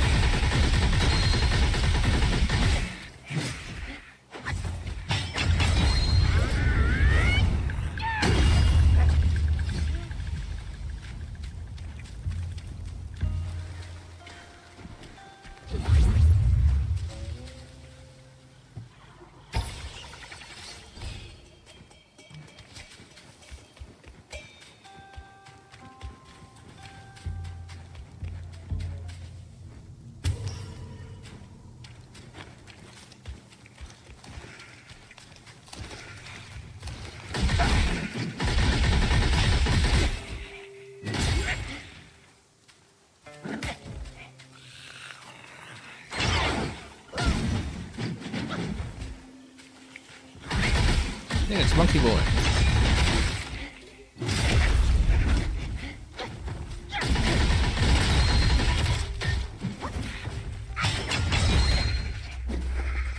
Good dang it.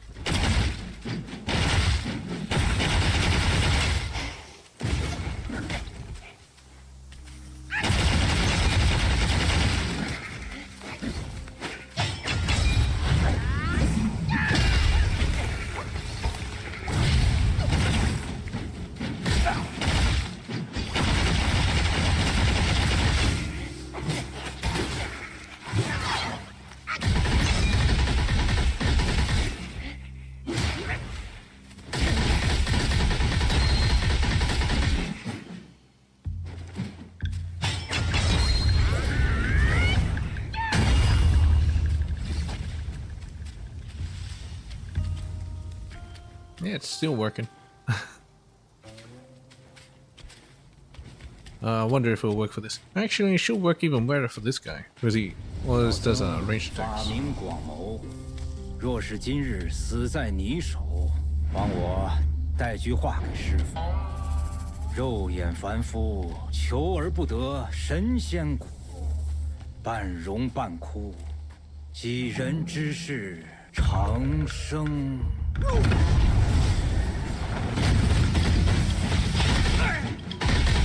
Oh, my health.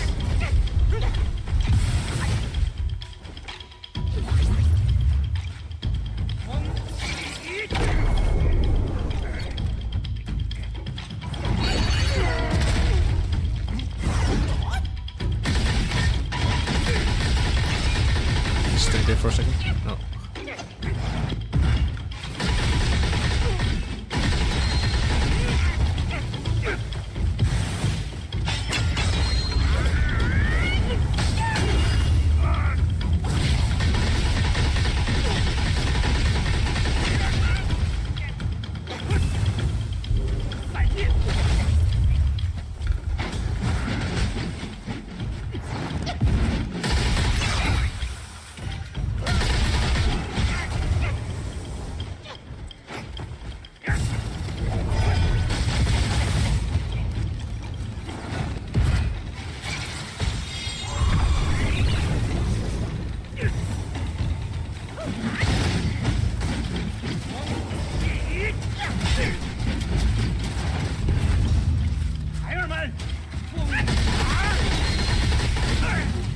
Let's do it.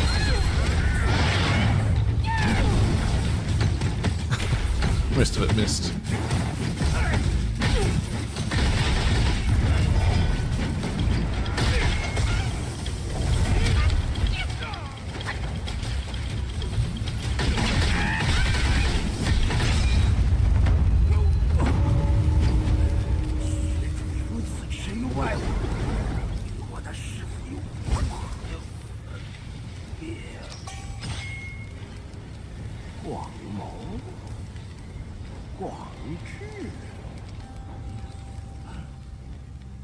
小神想起来了，当年怂恿金池长老放火烧死唐僧师徒的恶僧，正是他俩。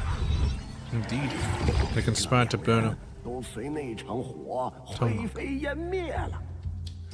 谁晓得不但没死，还化成了一狼一蛇两只妖怪。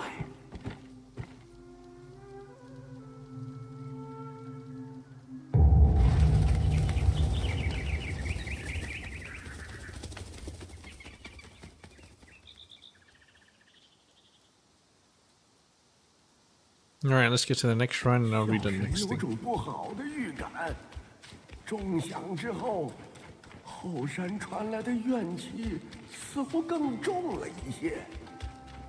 算了算了，想那么多做甚？现在山里大大小小的妖精都知道你闯进来了，干脆一鼓作气，把他们收拾干净吧。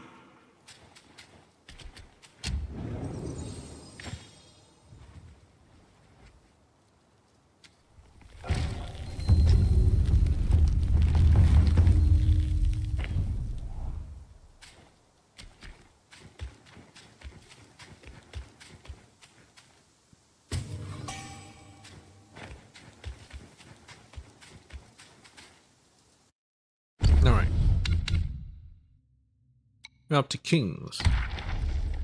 Okay. Tiger Vanguard. All the way to Yellow Wind Sage.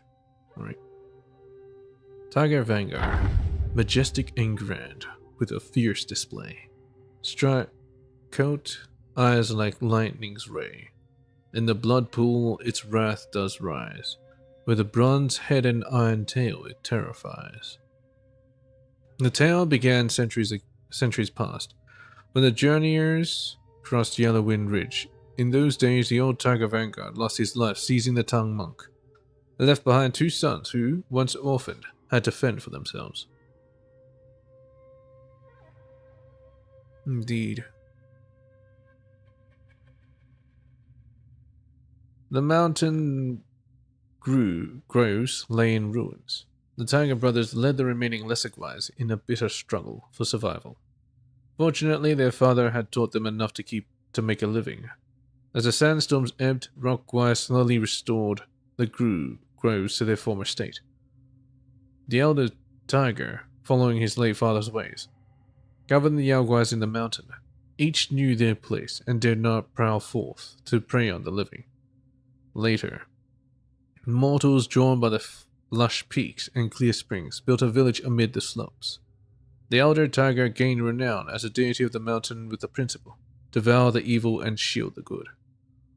The villagers built a crouching tiger temple for the brothers, offering rich tributes that made their lives even more blissful. Yet long had the tiger nursed a grievance. His elder brother reaped all the glory on people's words on the tigers in the mountain. He believed his brother earned this merely by dint of a few more years of life.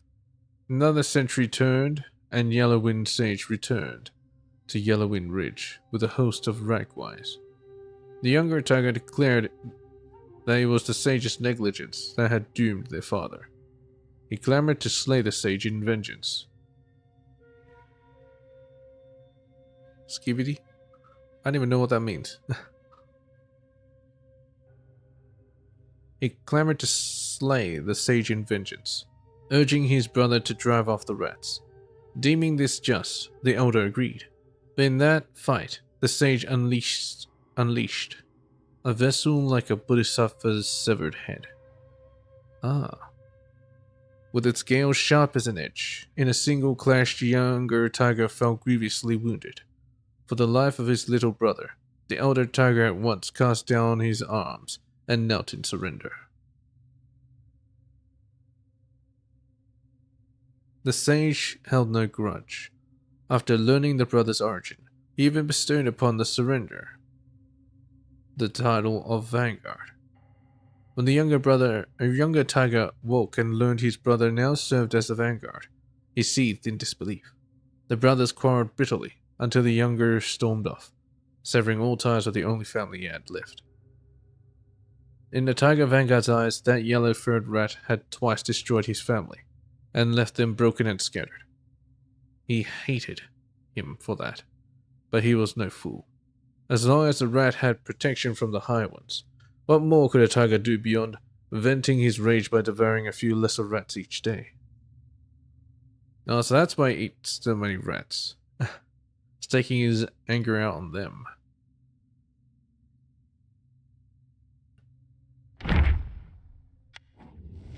Stone Vanguard.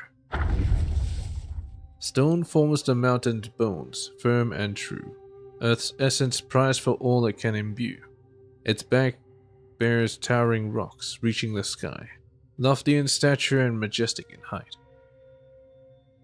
Ever since the Yellow Wind Sage bestowed the Buddha-headed stone-wise essence upon the 2 mountain deities, they consumed it, and gained human hearts and forms.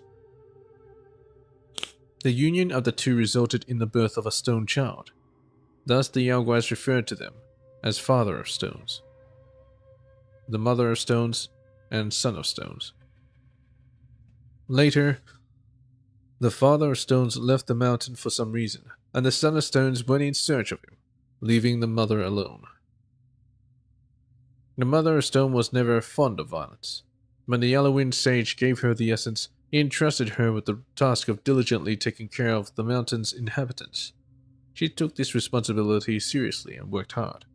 When the journeyers passed through Yellowwind Ridge, the Yellow Wind King captured Tangmonk, forcing Sun Wukong to seek Bodhisattva Lingji's help to capture him and take him back to Mount Lingshan. Years passed, and upon the return of the sage, the ridge was populated with many stone guais.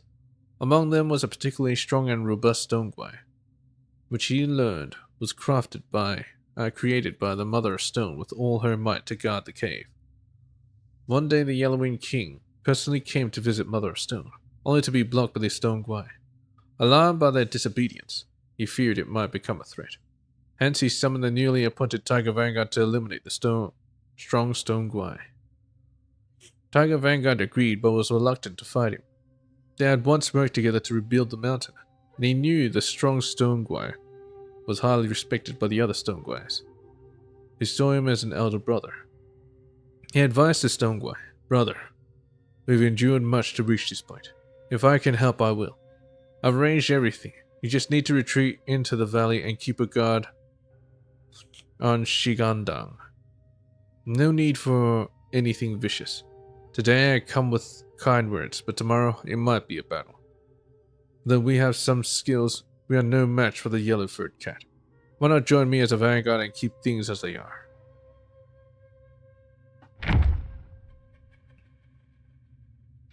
Shigandang. What is this? In the sea of bitterness, harsh winds bring the tide. Only those favored one can reach the other side. The fragrance of rain soil spreads far and wide, yet dustless is the realm where the Buddhas reside. Years ago, upon Yellowwind Ridge, several cliff stones drank deeply of the essence of sky and earth, basking in the energy of sun and moon. In time they awakened, transforming into sentient stone guais. Among them too, through advanced cultivation, were bestowed with the title of mountain deities. One day, for reasons unknown, several Buddha heads emerged from the ground on the ridge. These heads, complete with eyes, ears, mouths, noses, and even flexible muscles, were profoundly bizarre. Upon seeing any living creature, they would scream loudly, and if approached, they would swallow the creature whole.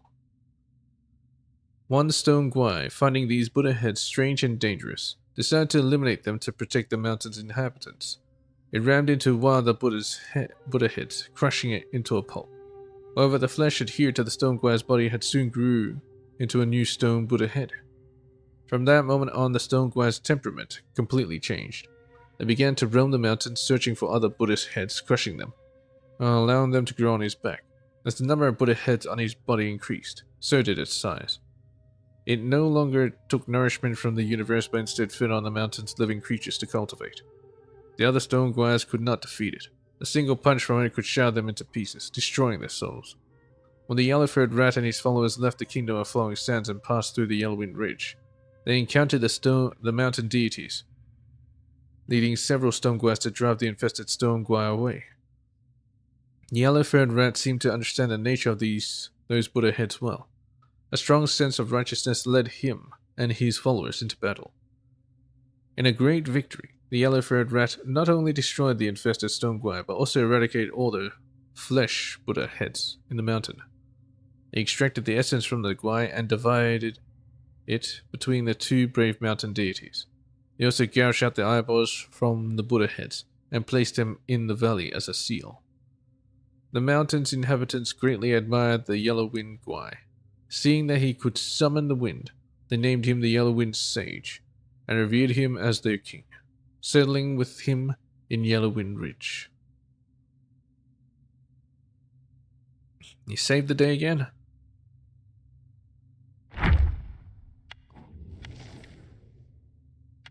Black Long. Alright, he was here, so. With iron whiskers and devouring lips, twin hammers held in fierce embrace. Lightning sparks powerful force, in thunder's roar he holds his place. Long had the fishermen beside the river Ji spoken of a black loom. Dwelling far beneath the waters in the 9 depths, upon its neck rested a pearl of wisdom, said to grant great enlightenment to any who held it, a prize beyond the worth of gold. Many had braved the depths to find this fabled gem, yet few had been fortunate enough to return.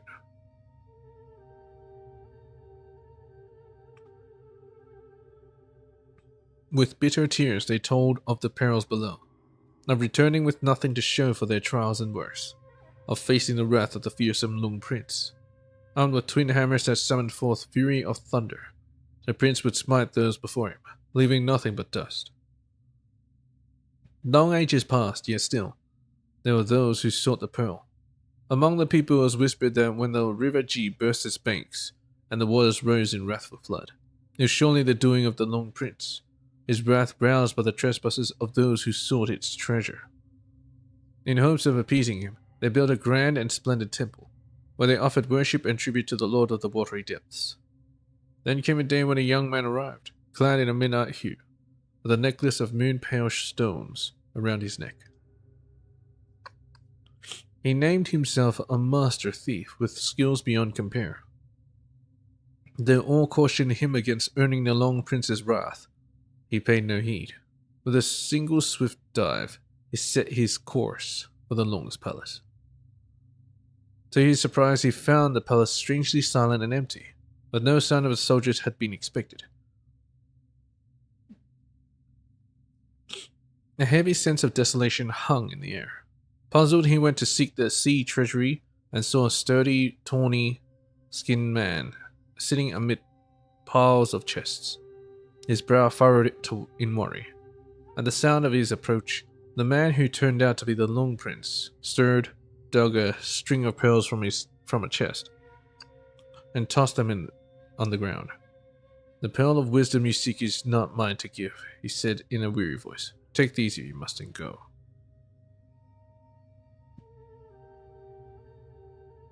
Surprised, the young man asked, "The people on shore spoke of your fierce temper, of how you strike men with thunder or flood entire lands for the smallest slight."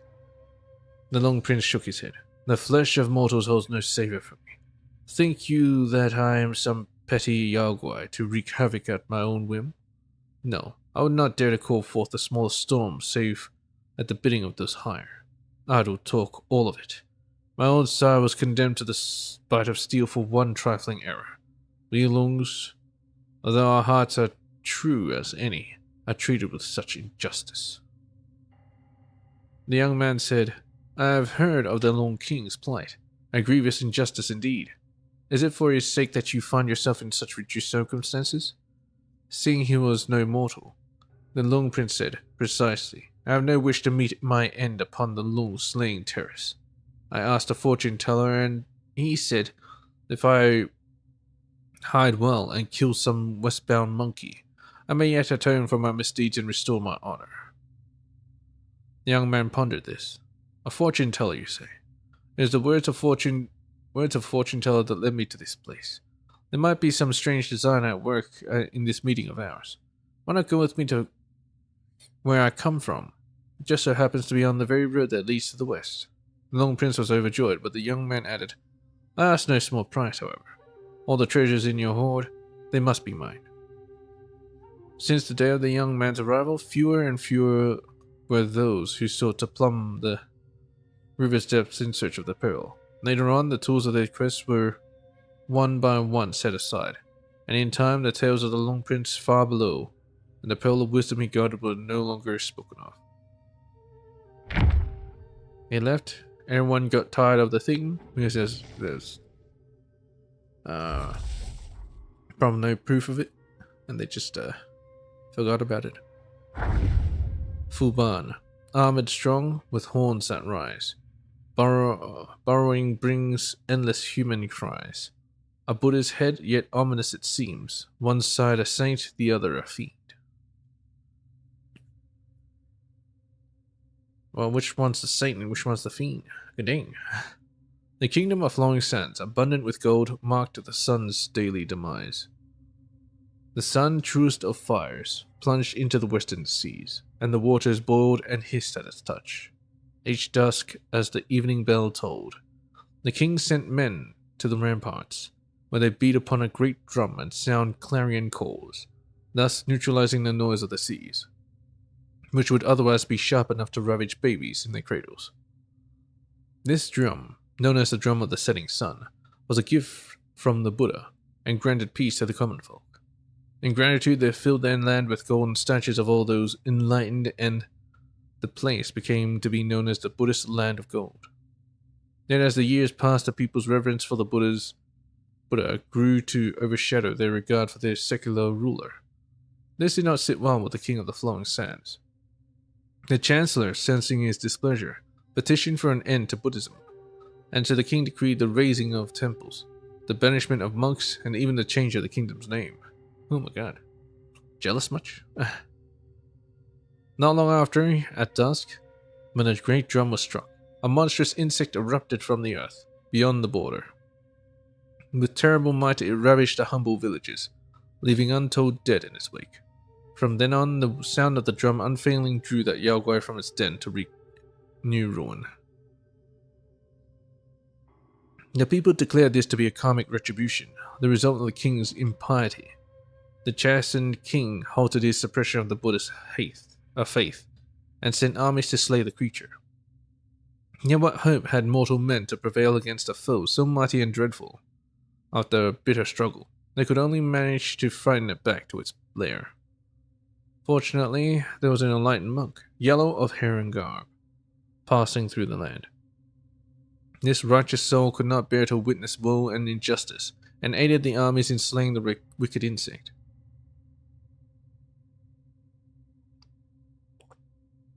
In gratitude, the king honored him with the title of royal sage, and the monk resided in the kingdom for several years. Ah, so it's the same king, and the little diminutive king, the mole. In time, the royal sage took his leave and resumed his wanderings. Word came that a bodhisattva, well pleased by his worthy deed, had taken him as a disciple, and then founded his temple at Yellowwind Ridge. See how the world favors virtue, the king often remarked.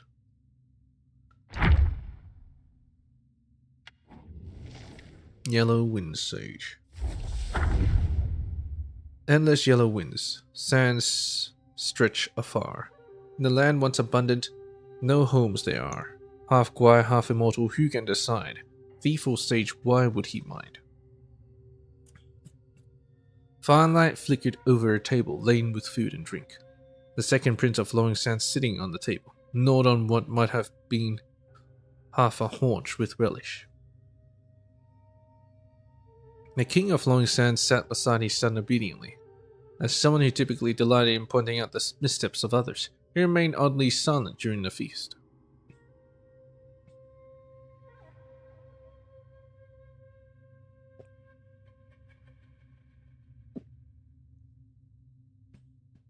Even the tiger vanguard was on his best behavior, watching the dimwit across from him, gorging on the haunch. The tiger seemed to have no appetite. The Yellowwind King, a Yellowwind sage, sat in the place of honor, one hand caressing the object resting on the table, the head of a bodhisattva with eyes closed in silence. "Pa, I need more," the son's shout from the second prince set all hearts hammering. His pa, the king of Flowing Sands, glowered and hissed, "Shut it." Then he scrambled to his knees and pleaded for forgiveness. "A trifle is all." The Yellowwing sage rested his hand atop the head of Lingji, then stood. "With my master's most prized vessel in my grasp, I can surely absorb that thing. I mean to enter secluded meditation. Starting today, I have appeased those old rascals from above. It will be wise to remain discreet." "If you are seeking seclusion, master," informed the king of Flowing Sands, "my people and I will be honored to camp outside the cave and stand guard beside you." "Beside me?" The sage gazed at his master's head and rejected his offer immediately. "No, you will move to the ridge. I'll be setting the yellow wind formation. Let no one disturb me." If there is urgent news, master, how shall we bear it unto you?" the king cried out. The yellow wind pointed out the tiger vanguard. "I have your rock brothers raise paths of sand. each with a gate locked by a secret telly.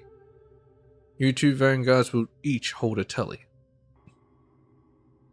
Before Tiger Vanguard knelt to thank the sage for his weighty charge, the king interjected anxiously, "But, master, we rats have never got along with those cats. But they hold the..." Yellow Wind Sage didn't want to listen at all. He picked up the Buddha head and interrupted. "All of you, withdraw. Do not disturb me until the very sky collapses." I'm getting to the limit of my voice. Let's proceed.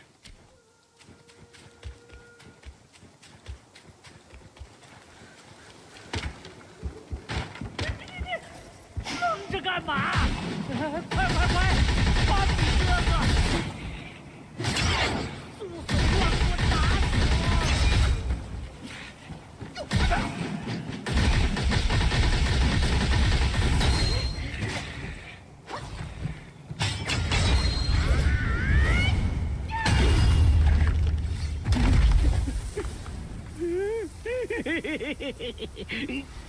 小小蛇妖乌尔，蛇胆用来泡酒，倒是亲热解毒的佳品。来来来，小老弟，里面请，里面请。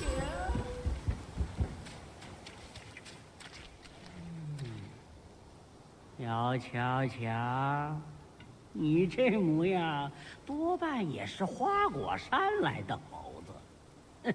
我见得多了，论辈分，你们都得叫我声祖宗。不过算了，谁让我被贬了呢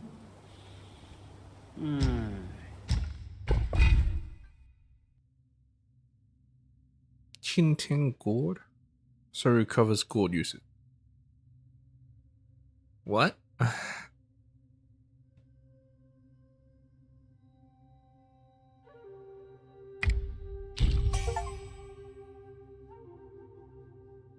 Gourds gathered. Guan Yin's willow leaf. Covers gourd uses.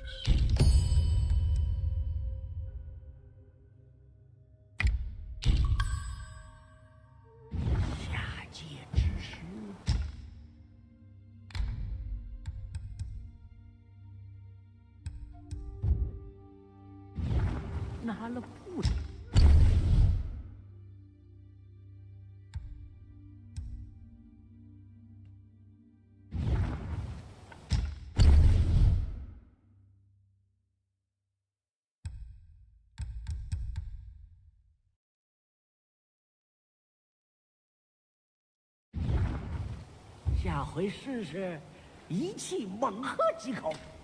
没有。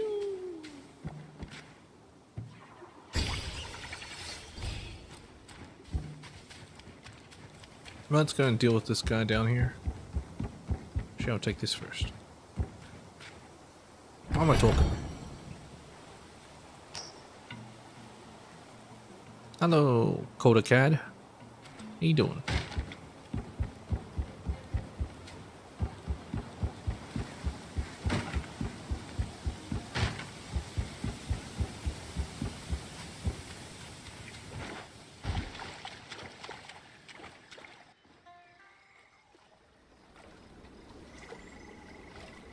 凤兮凤兮，何德之帅！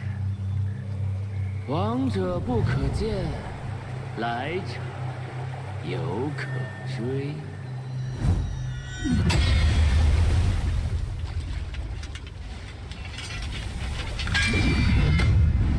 小师傅，天色已晚，你来我这修身之地，大开杀戒。 到底是何居心呢？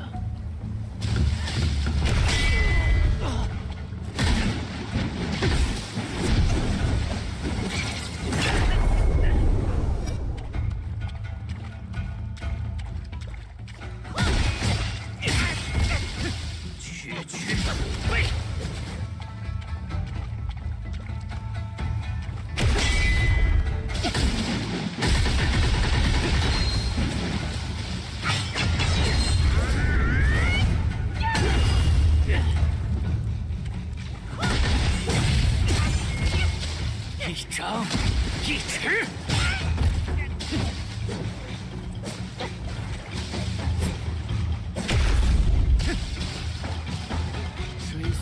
手可负万夫，你感受到了吗？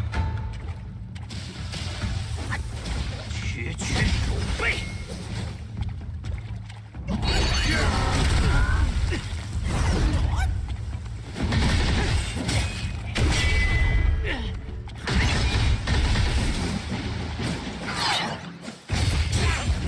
长一尺。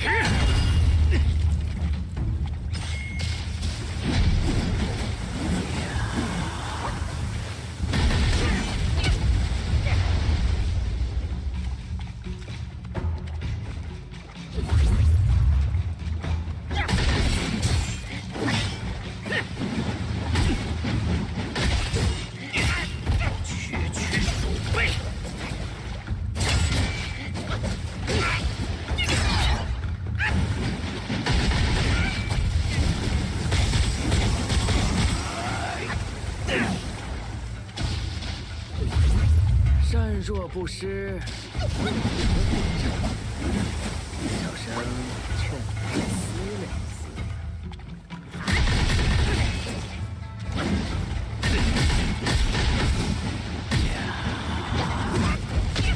Yeah, this doesn't really work much on him. Hit me. There we go. Oh, I missed. Actually, you know what? I'll just charge it. 一长一尺。水虽至柔，更不为直。你感受到了吗？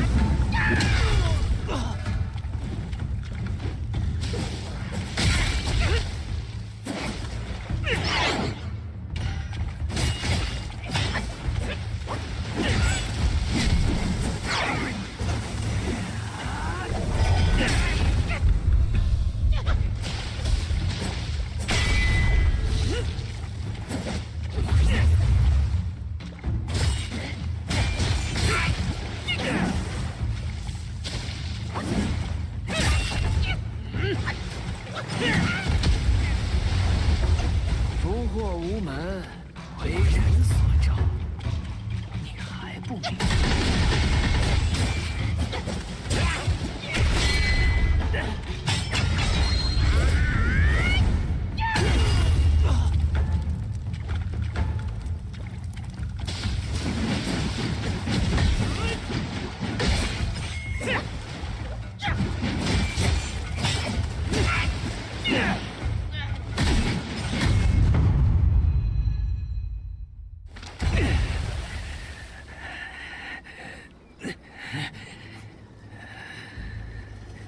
如此苦苦相逼，便怪不得小生。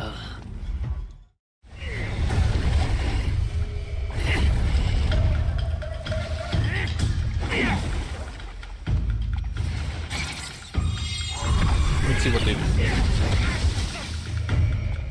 Forget him.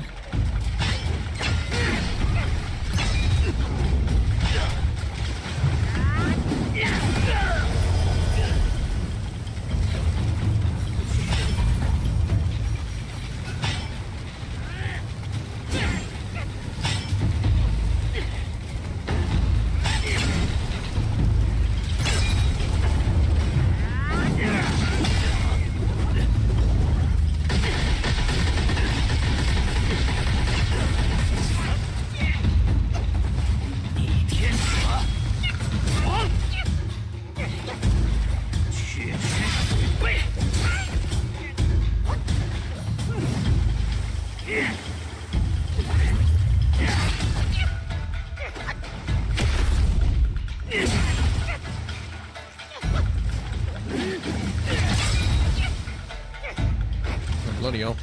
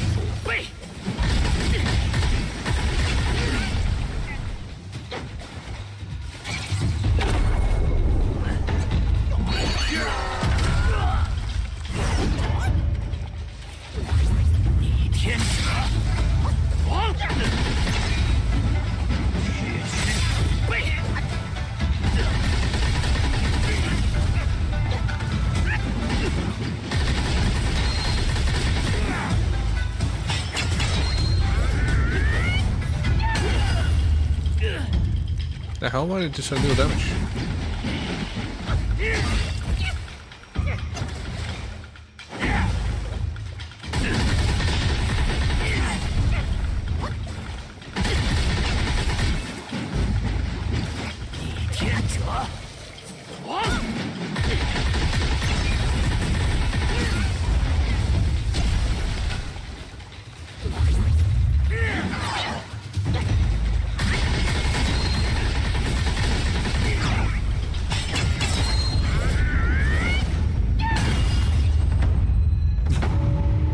It's a good way to build up spirits and vessels.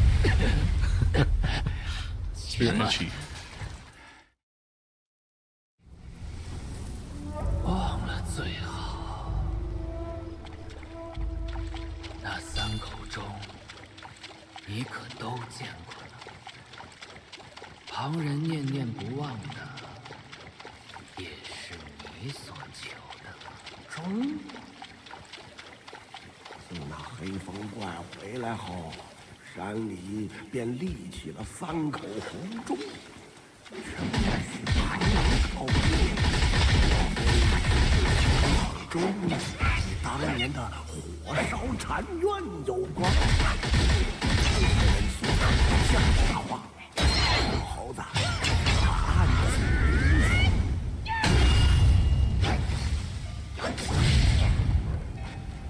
Are you gonna burn to death?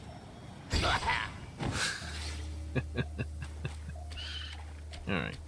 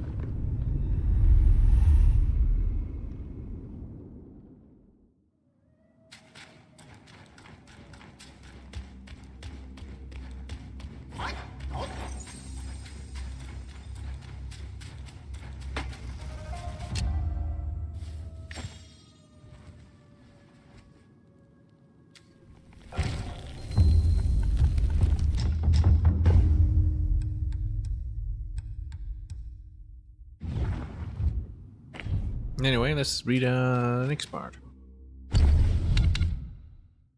What's this? Ah, new gourd. Of course.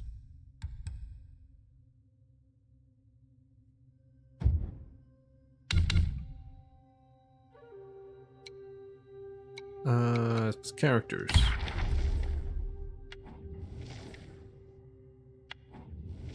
Man in Stone, Yellow Robe Squire, Headless Monk, Bodhisattva Lingji. 4 entries. Alright. Man in Stone. When fortune fades, speak not of past delight. In times of joy, recall the memory's blight.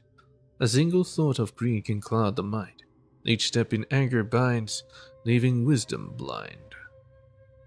According to common sense. What? The local keeper and the mountain deities should work together harmoniously.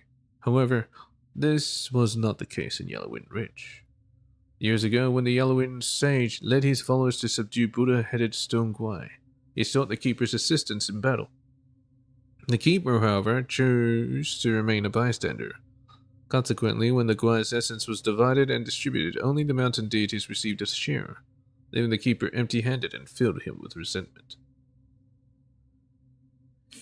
Oh, so this guy's the keeper.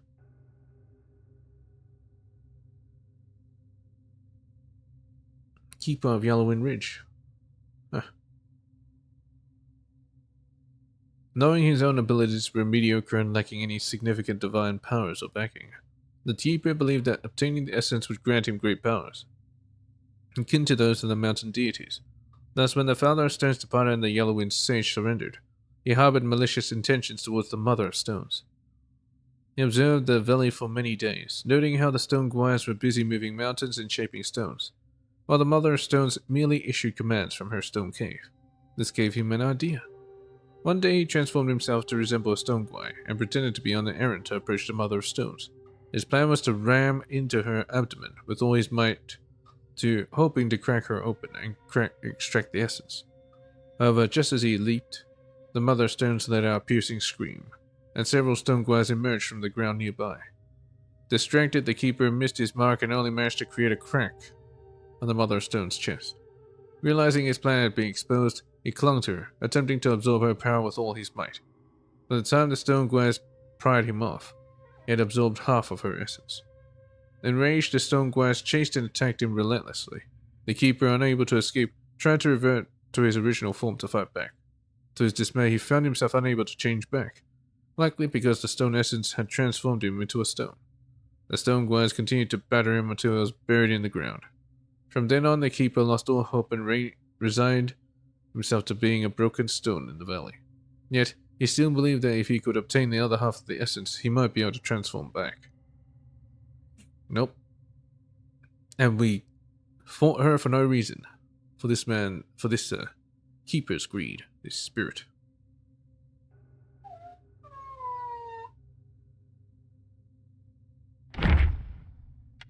Yellow Robed Squire. In silken robes that flutter bright, a long-snouted guy with eyes alight. Drunk with joy he sleeps on tombs forlorn, his spear and armor gleam like dawn. Windy searing sun, a vast waste. A headless monk and a yellow-robed squire rested together under a withered tree. The monk plucked at the strings of his sanshan, his body swaying gently to and fro. Enough, said the squire, rousing himself. Let's have some peace. The monk's head stilled. He edged away, then raised his hand to strum again. The squire hastily let out his drinking flask. Have a drink? With what mouth? I ain't got a head. Where is it? Didn't you hear the song? The monk answered himself. Gone. Someone stole it. You should have kept better watch on your head. The fault is your own. The monk turned away, making no answer. The squire drew a piece of gold from his robe and showed it to the monk. Though he had neither head nor eyes, the monk warned, Mind how ye swing about such a prize. Good have the thieves eyeing ye. The squire waved a hand. I don't have to worry. I'll come for you if it's filched. Me? You're the only one I've shown it to. If it's gone, you'll be the culprit. The monk gave a dry chuckle, at a loss for words. The squire gestured toward the horizon. There's gold aplenty there. Why should you covet a mere sheet from me? I ain't after your gold, but tell me, what gold lies there? You truly don't know? There was once a kingdom abundant with gold. Gold from the gilded Buddha statues, all stripped bare. Even the gold on Buddha statues, you ain't a believer in karma then? Huh. All those golden Buddhas never brought them any favor. It is plain there is no such thing as karma. The king and the monk fell silent. The squire sneered. Tipping his flask, he found it empty, and then rose to his feet. I am to await someone at the bidding of my brother. If you want more drink, come find me. He tucked the flask on the side. I'll go scrape up more gold and trade it for a better brew. Then you can drink our fill. The monk tried to stop him, so he played the sanshan, singing a song of karmic justice. The squire paid him no mind. With a wave and a laugh, he strode away across the sands. The headless monk's heart weighed down with disquiet. The yellow-robed squire, however, went on his way, and the desert air rang long with the peals of his laughter.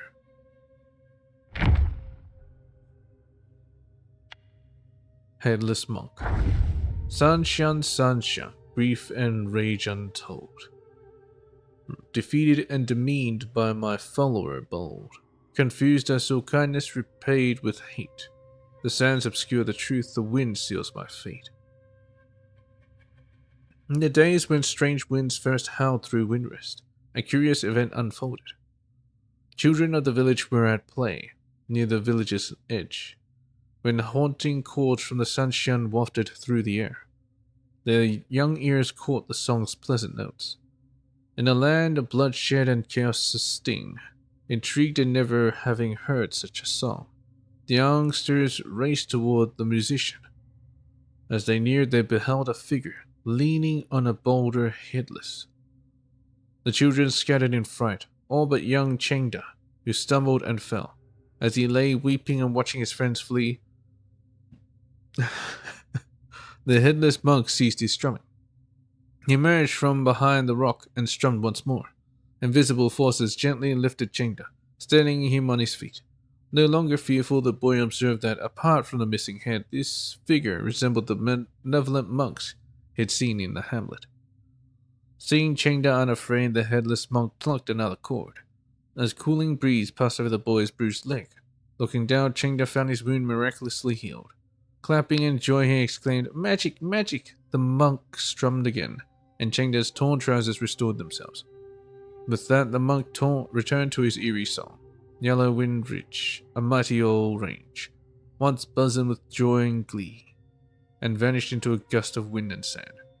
When the villagers returned to save Chengda, they found him pointing at the sand, exclaiming, "It was an immortal!"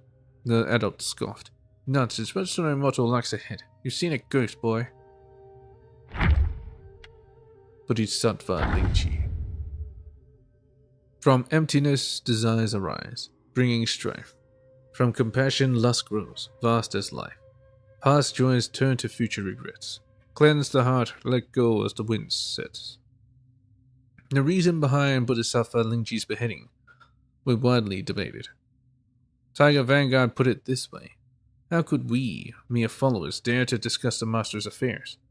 However, I once heard my father mention that our master despised that Bodhisattva of some sort. Their so-called master-disciple bond. To me, it's more about merely seeking protection. Being a Yaoguai, you got to be pragmatic. Immortals and Buddhas don't show mercy. It's all about mutual benefit. The King of Flowing Sands seemed to know more details. Years ago, when Master helped my humble kingdom avert disasters, I caught a glimpse of that big beetle. It had a Buddha head on its back, identical to the one Master beheaded. Alas, everyone in my kingdom turned into rats later.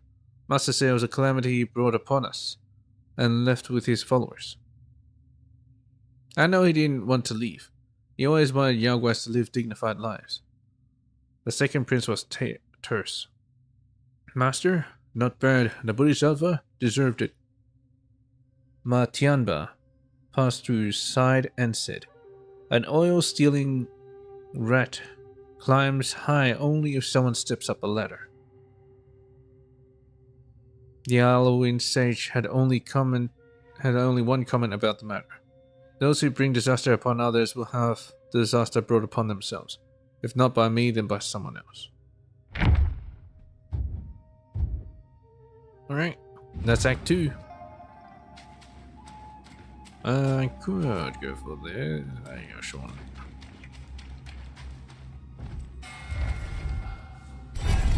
I'll defeat, old Jinchi. Nah. I'll end the stream.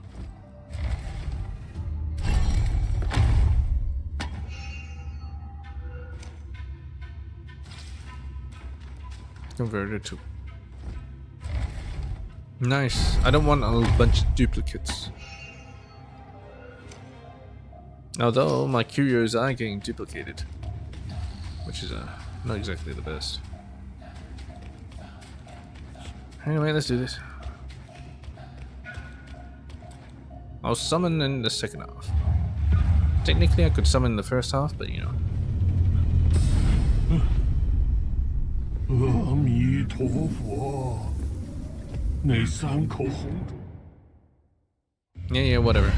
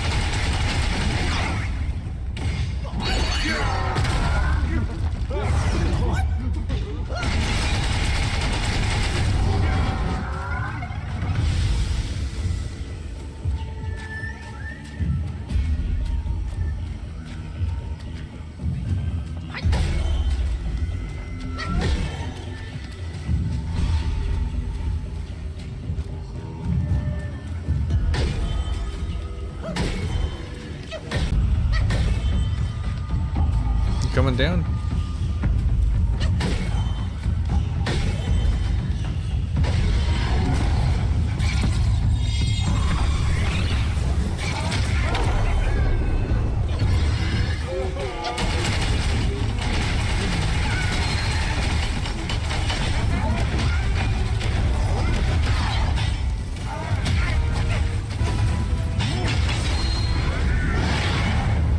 Bam!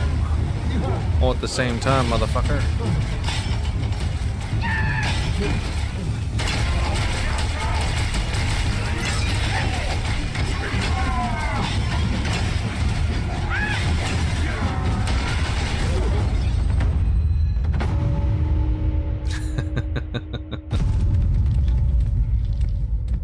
Although I do like this scene. 我今年270岁，空成了几百件袈裟，怎么得有他这一件？不，光之光芒，那袈裟我不要了，不要了！你们别烧，都别烧了！ We're being late for regrets.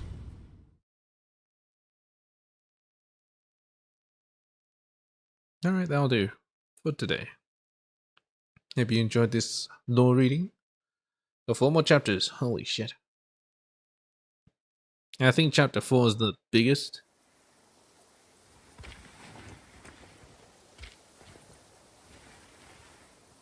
Not looking forward to that at all.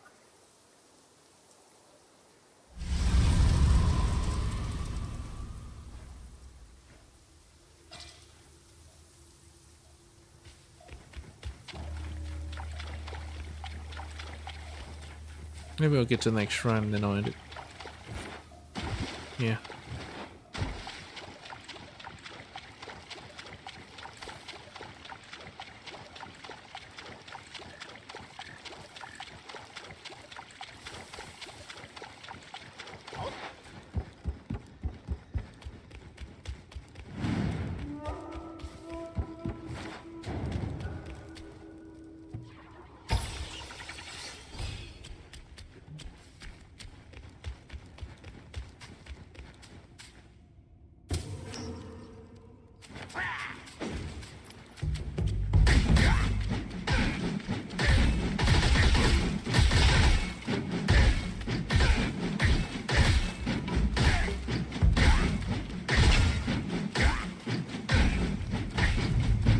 Motherfucker moving so much.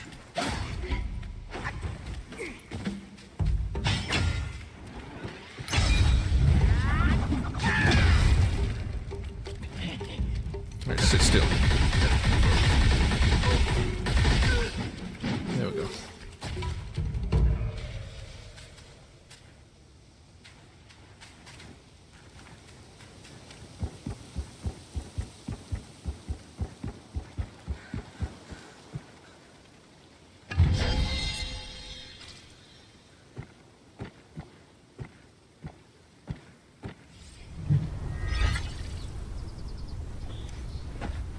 Would you actually get another spark by sitting here? I don't think so. I think you only get the spark once. We'll see.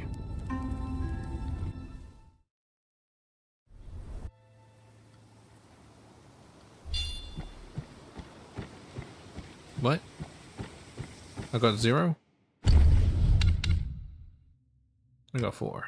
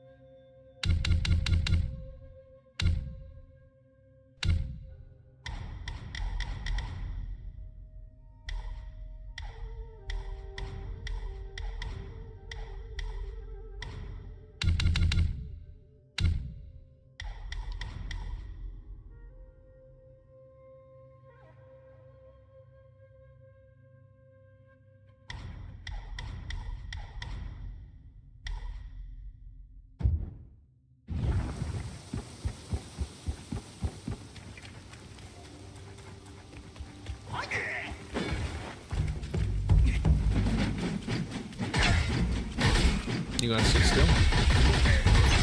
Just sit right there. Son of a bitch.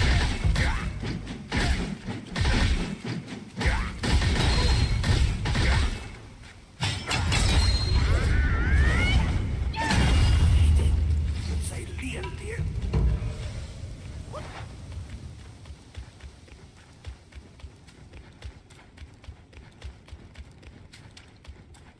星辰大王，先过了我等这关再说。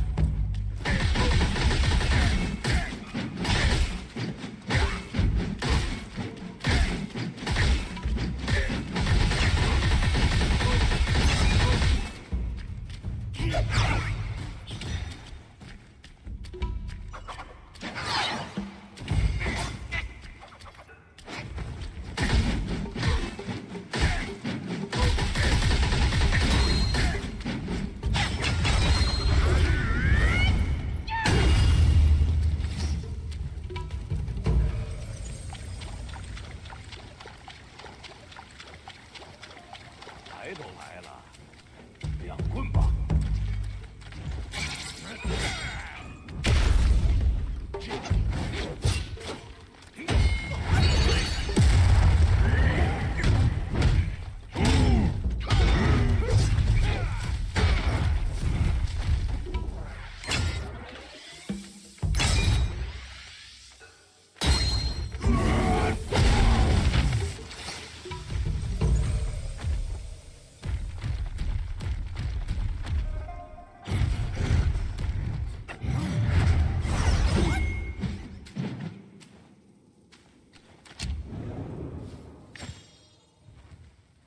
！Now, should I finish off this area? I think I'm pretty close.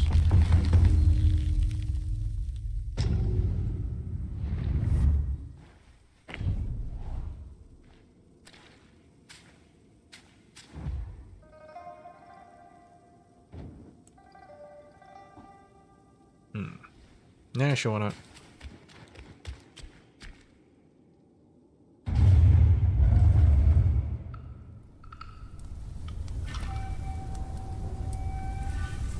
Hello, Blackwind King. 500年。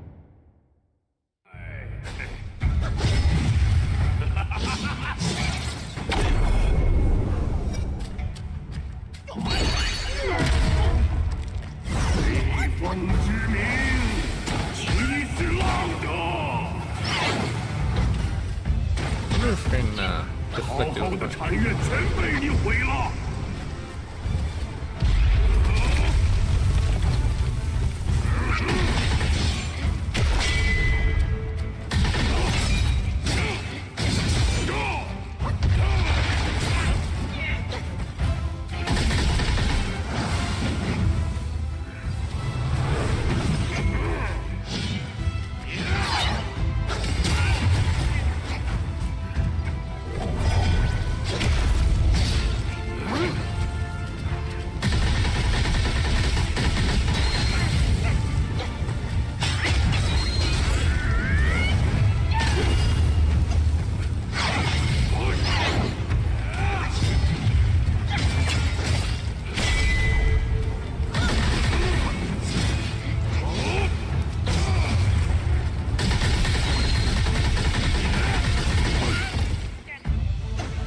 做成遁地之法，决战金龙天斗。 Nope. 住！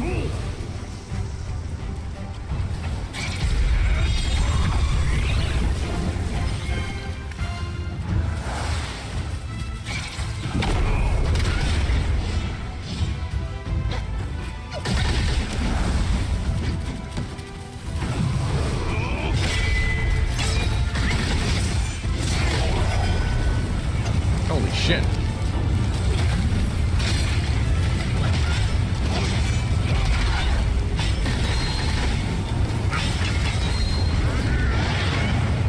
Bam!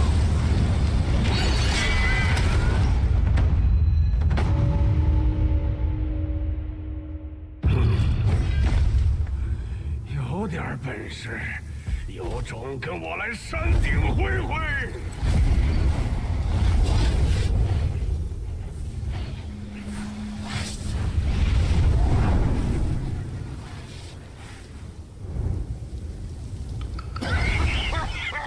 他这巨型散气之术，看着花里胡哨，实则不难掌握。这黑风怪学艺不精，去了趟南海也不见长进。他刚才的几番变化，遗留了不少元气在此。正好，小老儿收下来用。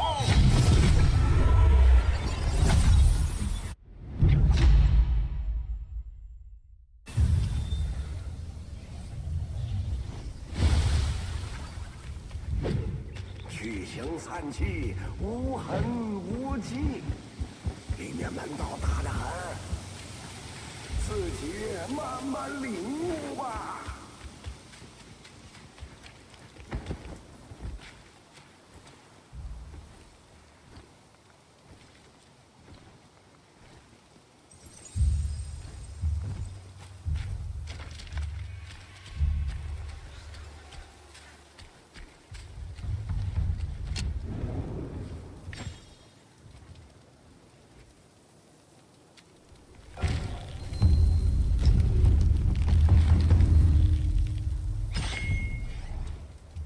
I don't know if I should equip medicines.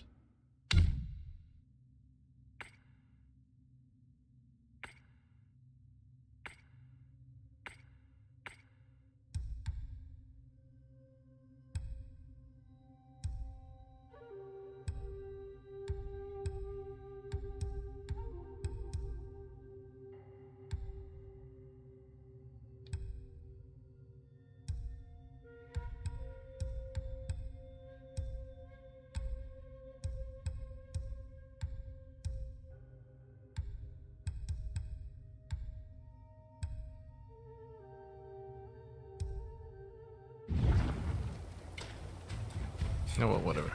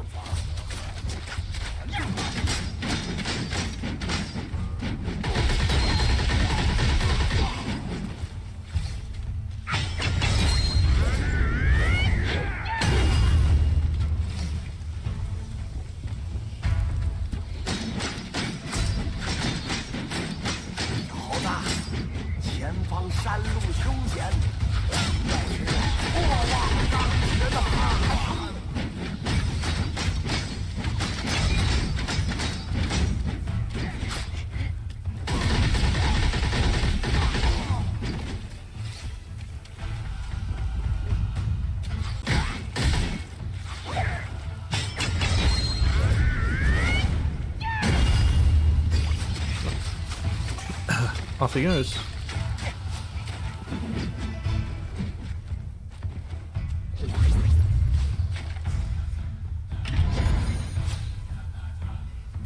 Did you shoot my ass?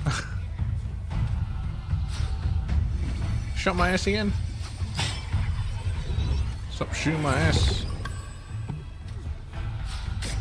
Oh.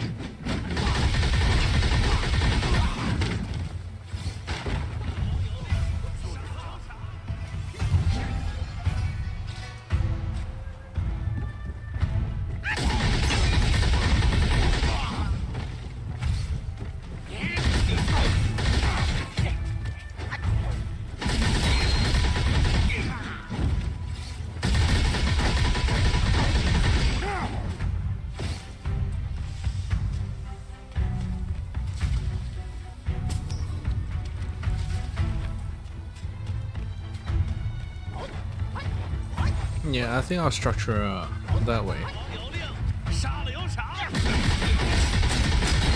You know, future stuff.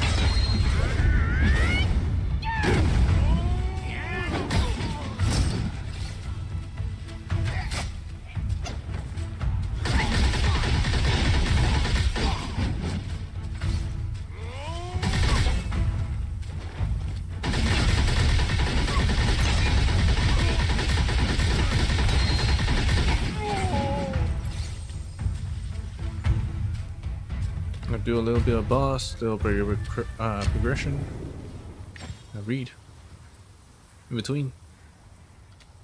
I feel like that's the best way. Allows my voice to rest. 那家伙曾经对我说：“眼不见心。”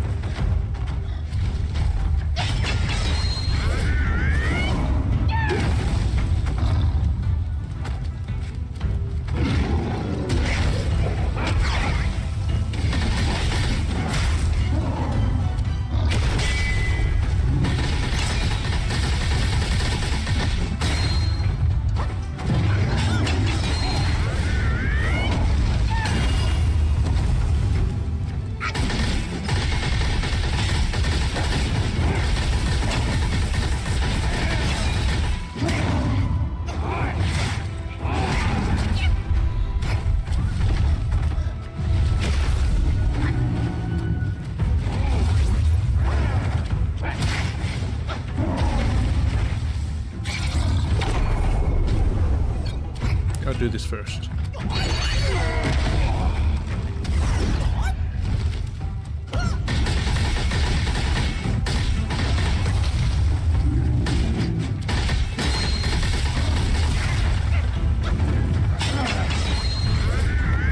Sit back down.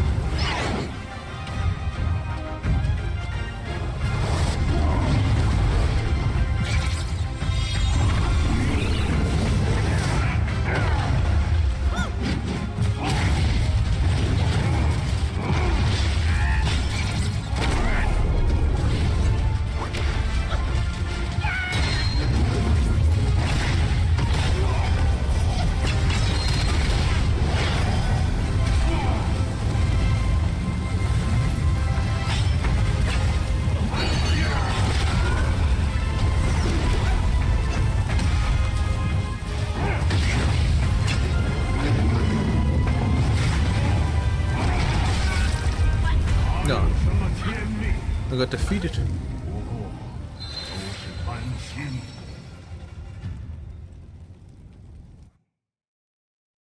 Yeah, I need Sudok. I need to put all my points into health and defense.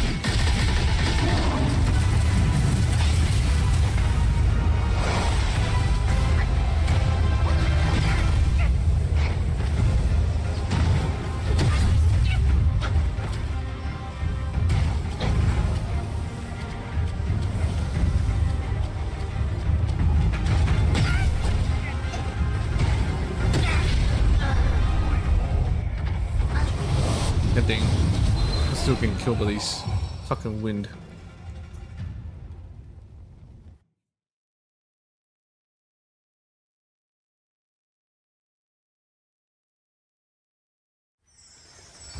It's just whenever I decide to take a drink, this thing just flies straight at me.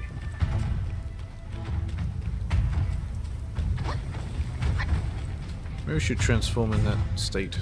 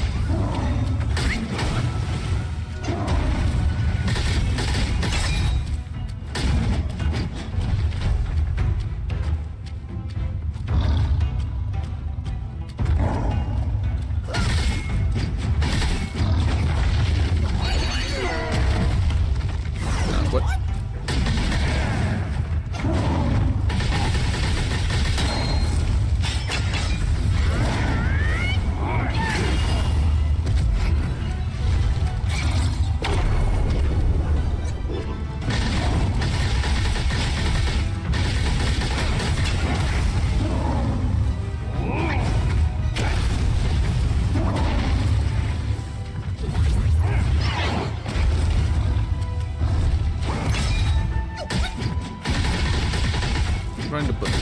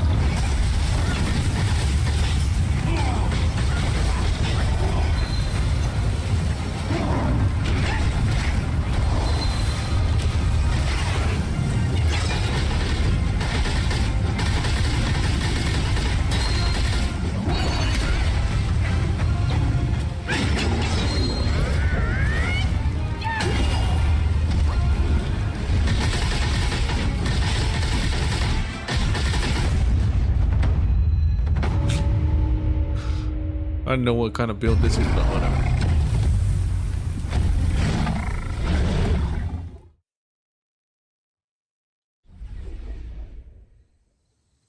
Let's skip through this. 千重水，万重山，过了黑风第一关。红钟响，狼蛇藏，烈火熊熊，双目盲。小妖打得费劲，大怪更是仓皇。如此笨拙痴蠢，如何见得真章？螳螂捕蝉，黄雀在后。黄雀是谁？我看不到。单与螳螂，倒是遍地乱跑。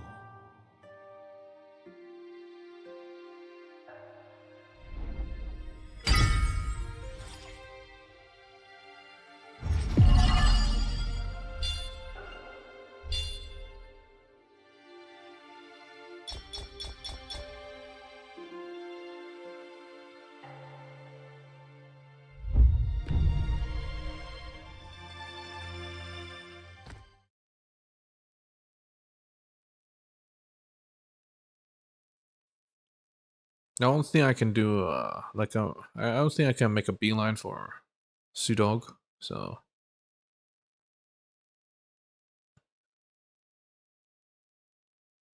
maybe I'll do it on my own time. Yeah.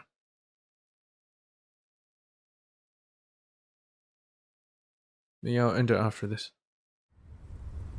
I said that quite a few times already, but I am actually gonna end it.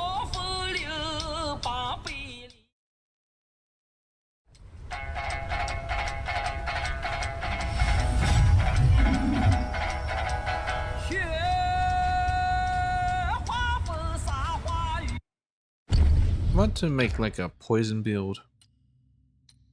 I'm not sure if they can actually inflict poison. Maybe this can. Upon successful hit with charged heavy attack, each focus point cost. Sun recovers health, and poison stain hits inflicts the enemy with poison bane. So maybe I could do that. Poison bane.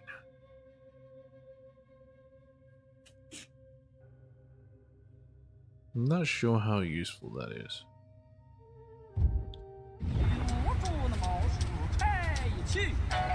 Where's a shrine?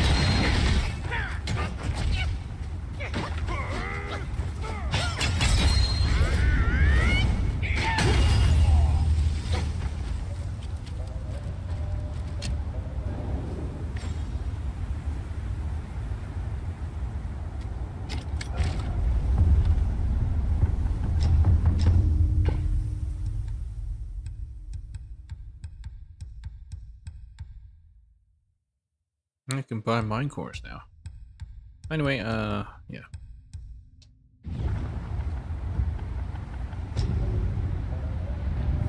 I'll probably look into the poison build.